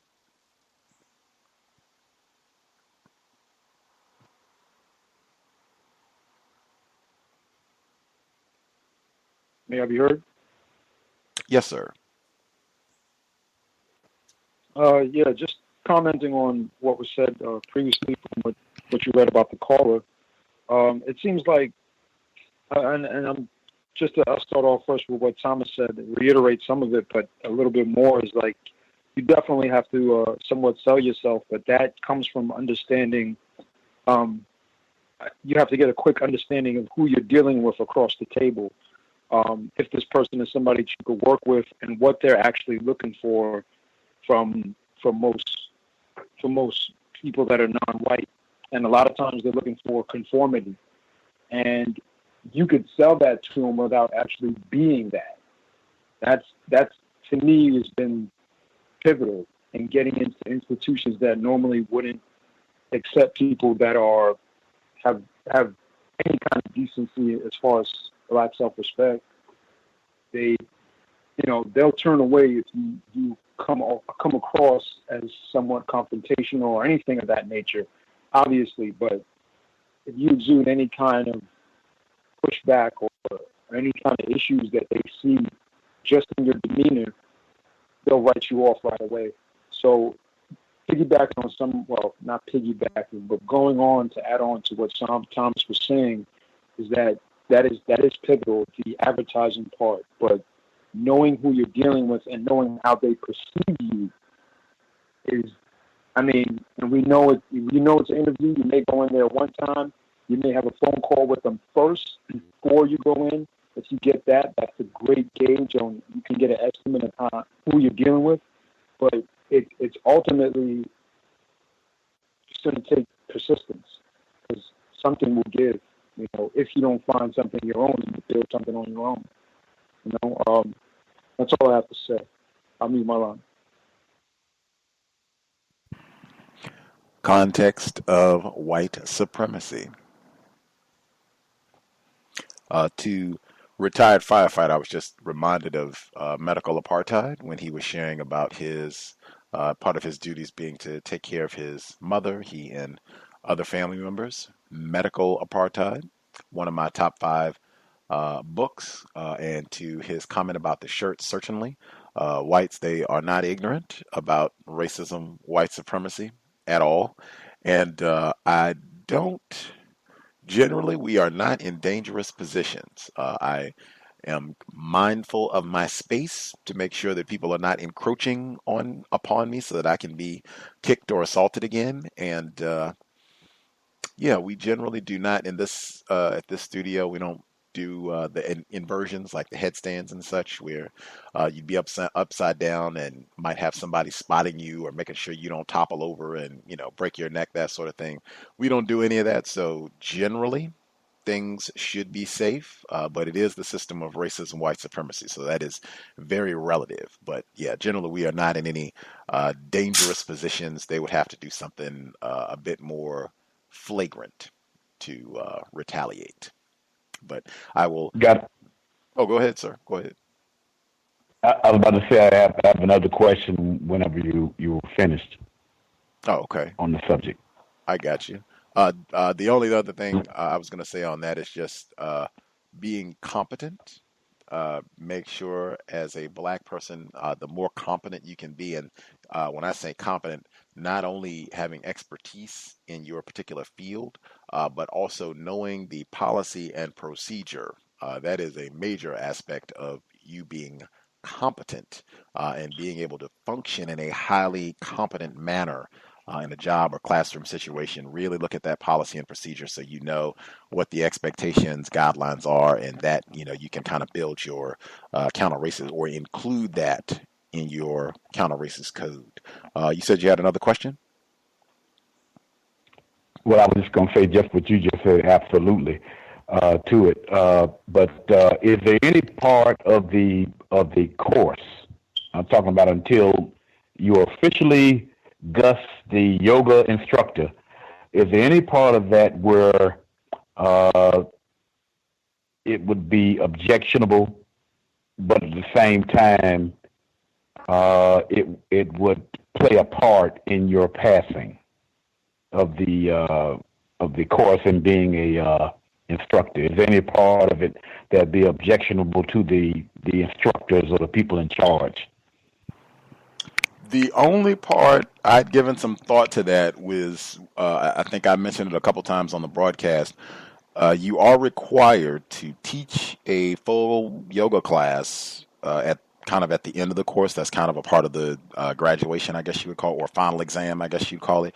You are required to teach a class at the end of the training, and so that could be a part of your rapport as an instructor. Like, you're not supposed to bring a whole lot of like, this is not the time to come in and, Trump is, a dictator, and the fact that's, not what this is supposed to be about. That nigger Obama. So you're just supposed to talk about the yoga. So I was thinking perhaps it could be, phrased their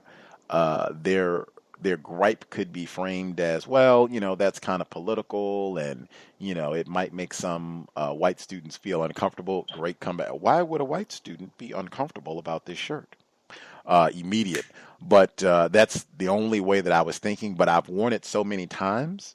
I would think, someone would have said something. But, that's about the only one that I'm waiting for. If they said, it might disrupt their comfort level, or, you need to take it, or you need to not wear that shirt for the final exam. That's about the only thing that I can think of. There's no other aspect of the course that I can think of that would have an impact on whether or not, I've completed an assignment, or whether they say, I did everything I need to do to successfully graduate the course. Okay. Like I said before, the beauty of the T-shirt is it speaks clearly to white people and people who are not confused, victims who are not confused about the system of racism. But to the victim does not have to be challenged about the T-shirt. That's what I like about it. But anyway, yeah, thank you. I will definitely report, and I think I've said it a few times, my plan is to wear the shirt for the final class. Now, the heat might compromise that if it's really hot in the room, which that is the case sometimes. But unless that is the case, that is the plan, to wear the shirt for the final class, and, obviously in between. But I will report back if it causes any problems or comes up. I will definitely keep you apprised. But thus far, it has just been nasty looks, and that nigger with the shirt is in our training class. Other comments, questions?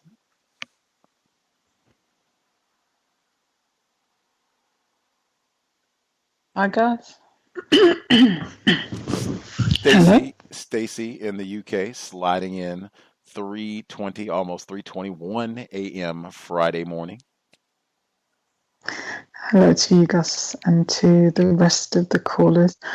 Gus, I didn't hear very much of the caller's question on the interview process, but I guess my understanding is that they're feeling demotivated because they're going for interviews and they feel that they're not, they're just being there as the token black person in the shortlisting process. Is that the issue? Correct. I mean, it depends on the type of job and the sector you're in, because I guess lots of things can affect whether or not you're even shortlisted for an interview, and the length of the process involved. And by that I mean, how many stages to the recruitment process.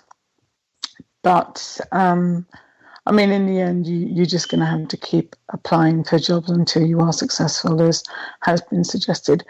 But I think there is also, I can't necessarily say it's foolproof, but I think there is a skill in reading through interviews and understanding how reading through adverts and understanding a bit more about how and when organisations are even going through the motions of an interview process. So if, for example, say the organisation that I'm working for, if they are advertising a job for a week, I already know that they know who they want for that job. I'm not even going to waste my time filling out the application form. And apologies if this has already been said, but I didn't hear. I'm not even going to waste my time filling out the application form unless it suits me, i.e. that I am just using the process to practice my interview skills. So I guess there is also a way of using these interviews as part of your strategy for sharpening up your skills for when you do apply for that right job. But also, times I've gone for interviews where you're never going to be 100% sure whether they are just going through the motions, but sometimes you can tell the size of the organisation, and I don't know, there are just little clues in the process. But if they're also asking you for an awful lot of information, yes, often you might have to do a presentation as one stage of the interview. But if they are asking you for stuff which you're pretty much acting as a consultant on their behalf and they're not paying you, then I'd be very strategic in how I'm answering questions and how I'm presenting information back. And I guess my overall point is you're not going to be able to know 100% in advance or even pick up things throughout the process, people's body language in an interview. Are they really interested in you? And just know that you just need to detach yourself from the process a bit. And it's not fair, that's why I use that word. I mean, it's difficult because it is demotivating. But I guess you're just going to have to be persistent.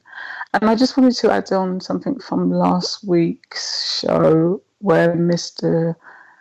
Still was talking about his work colleague who was prying him for information and him wanting to, be a bit more cautious in how he responds to that person. And again, I do think that similar issues do apply in terms of, it's a fine line to tread because you don't want to be seen as withholding information, etc., etc. And I do like what many of the people had already said, but I also think he just needs to use the process to ask questions of the person who is asking him all the questions, because it is a two-way. If you're going to be accused of not being a team player, then actually part of the process is whoever's prying you for information should also be providing you with information, and that way you'll be able to actually test whether or not they actually know what they're talking about. And on that point, I mean, I've been in situations before where people are clearly just trying to get information out of me, and it's questionable how long I'll be around after they've finished getting all of their information. But I think we need to, I'll speak about myself, sometimes we get caught up in the emotion of wanting to prove ourselves. If people throw out supposed criticisms, and I think he was being accused of being, haphazard, or it might not have been the word, but haphazard in his strategy. I think sometimes suspected racists just say these things, not because they believe you are being haphazard, but I think they're just looking for you to react emotionally. And I know that in the past, what I've probably done is responded out of ego to prove myself to people. And in the end, I sort of stepped back after a while and realised, actually, no, I'm doing this, and all I'm doing is teaching people who are supposed to be more senior than me about stuff that they clearly are not knowledgeable about, with a view to them getting as much information out of me as possible before they try and shaft me and, either get rid of me completely or get rid get the hold of the project that I'm leading because they want that project, and they'll do anything to undermine me. So I think there are a number of tactics that are used, and I just think we just need to sometimes pull back and not always respond sometimes out of ego or that need to feel like we have to prove ourselves. He already knows that Mr. Seale's probably very good at what he's doing rather than being haphazard. I'll mute my line there, Gus. Much obliged, Stacey in the UK. I think, Mr. Steele, when we talked about that last week, one of the suggestions in line with Stacey's suggestions was buckets of words, being very vague. If you feel whites are prying you for information and it's not going to be in your best interest, like as she just said, they're trying to take whatever project that you have or just trying to increase their own bank of knowledge and maybe toss you out as they are acquiring information from you. Buckets and buckets of words. We learned from the best. Vague responses, not a lot of detail, and then you can finish it, what have we been saying this whole broadcast? Ask a question, compensatory conversation control, then you can divert focus someplace else. We can change the topic altogether, and I think that was discussed last week as well with the suggestions if you feel like racists are just trying to pry you for information, which happens all the time. Other folks who dialed in, if you have commentary you would like to share, questions, suggestions, feel free. Getting close to the end of the broadcast, so do not wait until the end. Go ahead and get a hand up or speak now if you have commentary.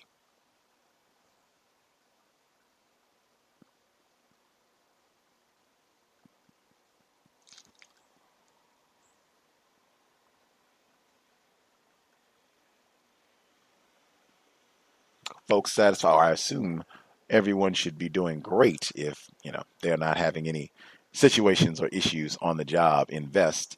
If that is the case, racism-notes.blogspot.com. PayPal button is in the top right corner. If things are going that wonderful for you, grand. You should be able to invest. I guess we probably did have some folks who had what they call holiday. I was hearing whites who were saying that they were taking the whole week off. I forgot who the person was. The person that wrote in said it was only black people on the job. But I heard whites saying last week that they planned to take the entire week off, or at least they were going to take, or they got Wednesday off, right? Because that was the 4th. They were going to take Thursday and Friday off as well because they planned to be engaged in so much debauchery that they would not be able to work the following 2 days. I was hearing people saying that. It was still June when they were saying this. So I don't know. Some of the victims might have got caught up in all of that as well. Sobriety would be best. I hope not. May I be heard? Yes, sir. Just sharing something as far as yoga went. And I'm sure you obviously felt this and you still think this is, even though I was there with my partner and spending time with her in the class, I made sure that I was next to her and I tried to be in the back of the class. I felt more comfortable that way. It still felt like, it's definitely a majority dominated white female arena. Like it's very, and they give that impression and give you a look of almost like, what are you doing here? That's the feeling that I received. It wasn't really that welcoming. And I did wear a shirt, but I wore a Morris shirt, a shirt that was all white with a man with a fez on the shirt. No teachers commented about it. People just looked at me and kind of like nodded their head or kind of gave a weird half smile. But it was when we finally had a class with the non-white teacher where she was so kind and she was so courteous and came over and was like, "Oh, good to see you guys here. Like your shirt. Glad you guys can make it to the class," and was way more courteous and understanding. Like she just had a total different aura about seeing other non-white people in the yoga class. But that was, my yoga experience. With that said, I'll Much obliged. That is pretty common. And again, that's why I say I think sometimes just the expectations in terms of when we go on a job. That's something even I recommended. I was recommended this before I was even doing yoga and saying you can meditate. That doesn't have to be a mystical practice. That can just be you sitting in your car and doing some breathing, deepening your breath, sitting quietly, and thinking about possible things that could happen. This is something that racist Ted could say today, and this is how I'll respond. I'm going to remain calm, not going to let my emotions get the best of me. Just thinking about that in advance so that you're not surprised. You can just respond in the moment calmly, according to your code, and move along. Like that alone can be huge. And that I do the same thing when I go to the yoga environment. Sounds like the caller with the experience, not going there thinking that I'm going amongst friends, because we're not. It's just some white supremacy. It would be grand if that were the case, but that's not what we have. So just being prepared so that we can deal with things accordingly in line with correct expectations given the reality of white supremacy. Any other folks have commentary, suggestions that they want to offer?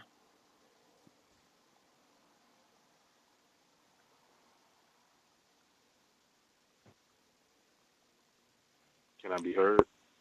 Yes, sir. Caller in Florida. Thank you very much, sir. I had another incident where there was I was in the judge's office and they had like the feed on, like the video feed from the juvenile hearings, and they had a retired judge, and she said that, well, early in the docket, there was this one kid up there, and the judge, he just has to learn to be more up with the times. He has to be more PC. So I asked her, what do you mean by that? And, well, he just said something very stupid.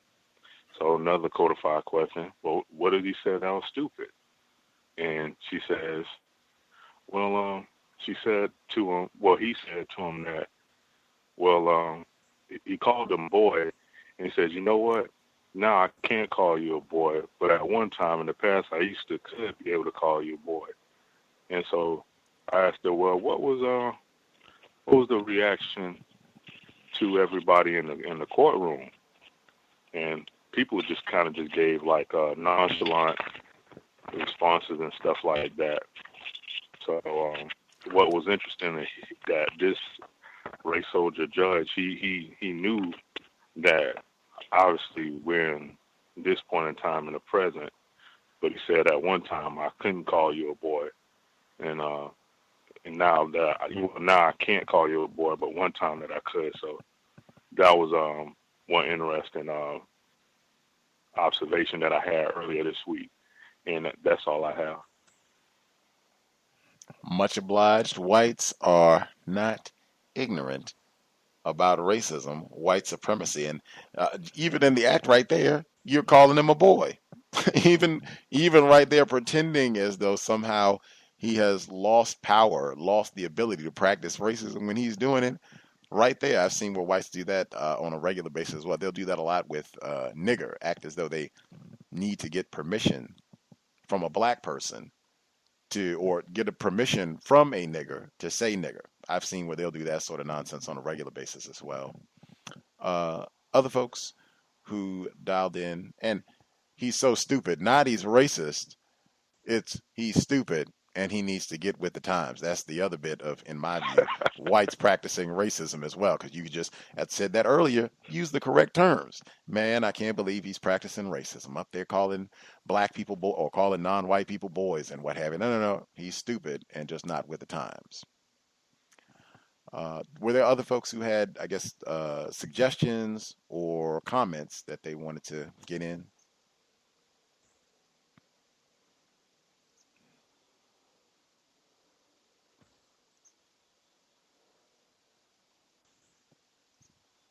Everyone satisfied? I'll check again. We will be doing Workplace Racism 1 hour earlier. My favorite book all time, Ralph Ellison, Invisible Man. I'm loving going. I'm kind of stunned that we are way beyond the halfway point. Like, we still have some weeks to go, but I mean, wow, we have made spectacular time on a book that is not small.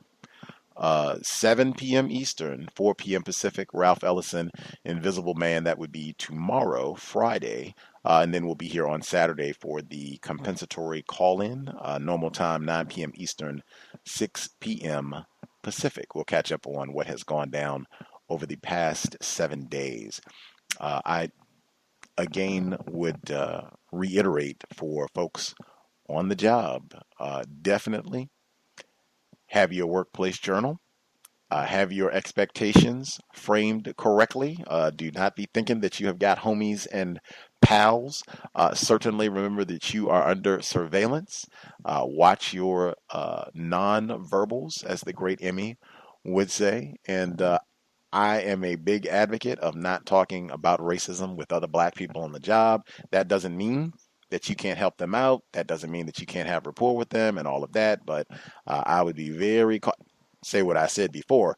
I would talk to that black person, talk to that non-white person as though you are talking to every single individual who works at the company, all the overseas subsidiaries, everybody who might work there in the future, who might temp there.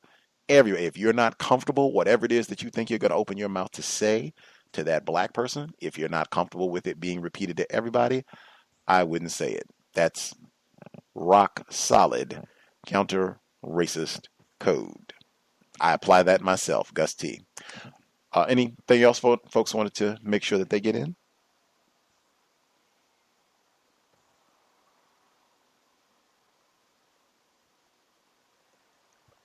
We'll assume folks are satisfied. Again, we will be here for the book club tomorrow, 7 p.m. Eastern, 4 p.m. Pacific. Almost messed up and said the incorrect time. If you have situations that you would like to write in or have a gripe, guest suggestion, or other issue, feel free to drop an email untiljustice@gmail.com.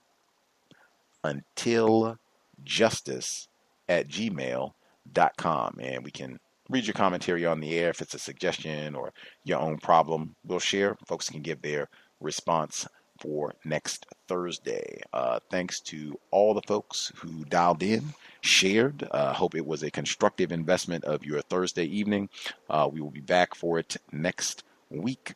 I would again suggest, as I always do, especially since we had folks who were at godforsaken July 4th office parties, and I'm sure there was alcohol. I'm so glad to hear Thomas in New York and his wife remaining sober. That, in fact, that should be in effect, not just until the problem has been solved, but certainly throughout this weekend. I said earlier this week, those sobriety checkpoints will probably be in effect through Sunday. They love to put that sort of thing in areas where there are a lot of black people. Just be mindful. This entire weekend, I'm sure whites who, as I said, they planned weeks ago to take off Wednesday, Thursday, and Friday so that they could consume all kinds of intoxicants, so-called opioids, and all their other narcotics and act a fool. Be mindful around these parts, and I don't even live in a rural area.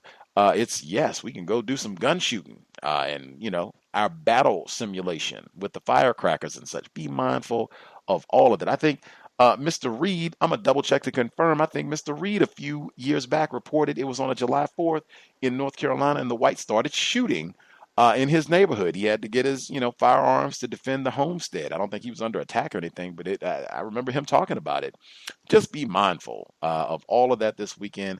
This is a great weekend to be codified, and I would say to keep things very, very low. Alert. This is not a weekend that you want to be out gallivanting, in my view. I'm trying to go to the beach and kick it this summer as well. Not this weekend, because I know how whites get down. Just my little PSA from the cows. If you are going to be out and about, certainly you want to be sober. I would suggest being buckled up as well. Let's do everything we possibly can to minimize contact with race soldiers, badge or no. That's it. Creator, we ask that you help us remain patient with other black people, victims of white supremacy. We ask that you help us remain patient with ourselves. Remind us to demonstrate the highest levels of black self-respect at all times, in all places, each and every time we are in contact with another black person. It has been time. Replace white supremacy with justice immediately. Cal signing out. Thanks all for tuning in. Nigga, you so brainwashed. I'm a victim, brother. Problem. You're a victim. Man, I'm a victim of 400 years of conditioning. Shut up. The man has programmed my conditioning. Even my conditioning has been conditioned.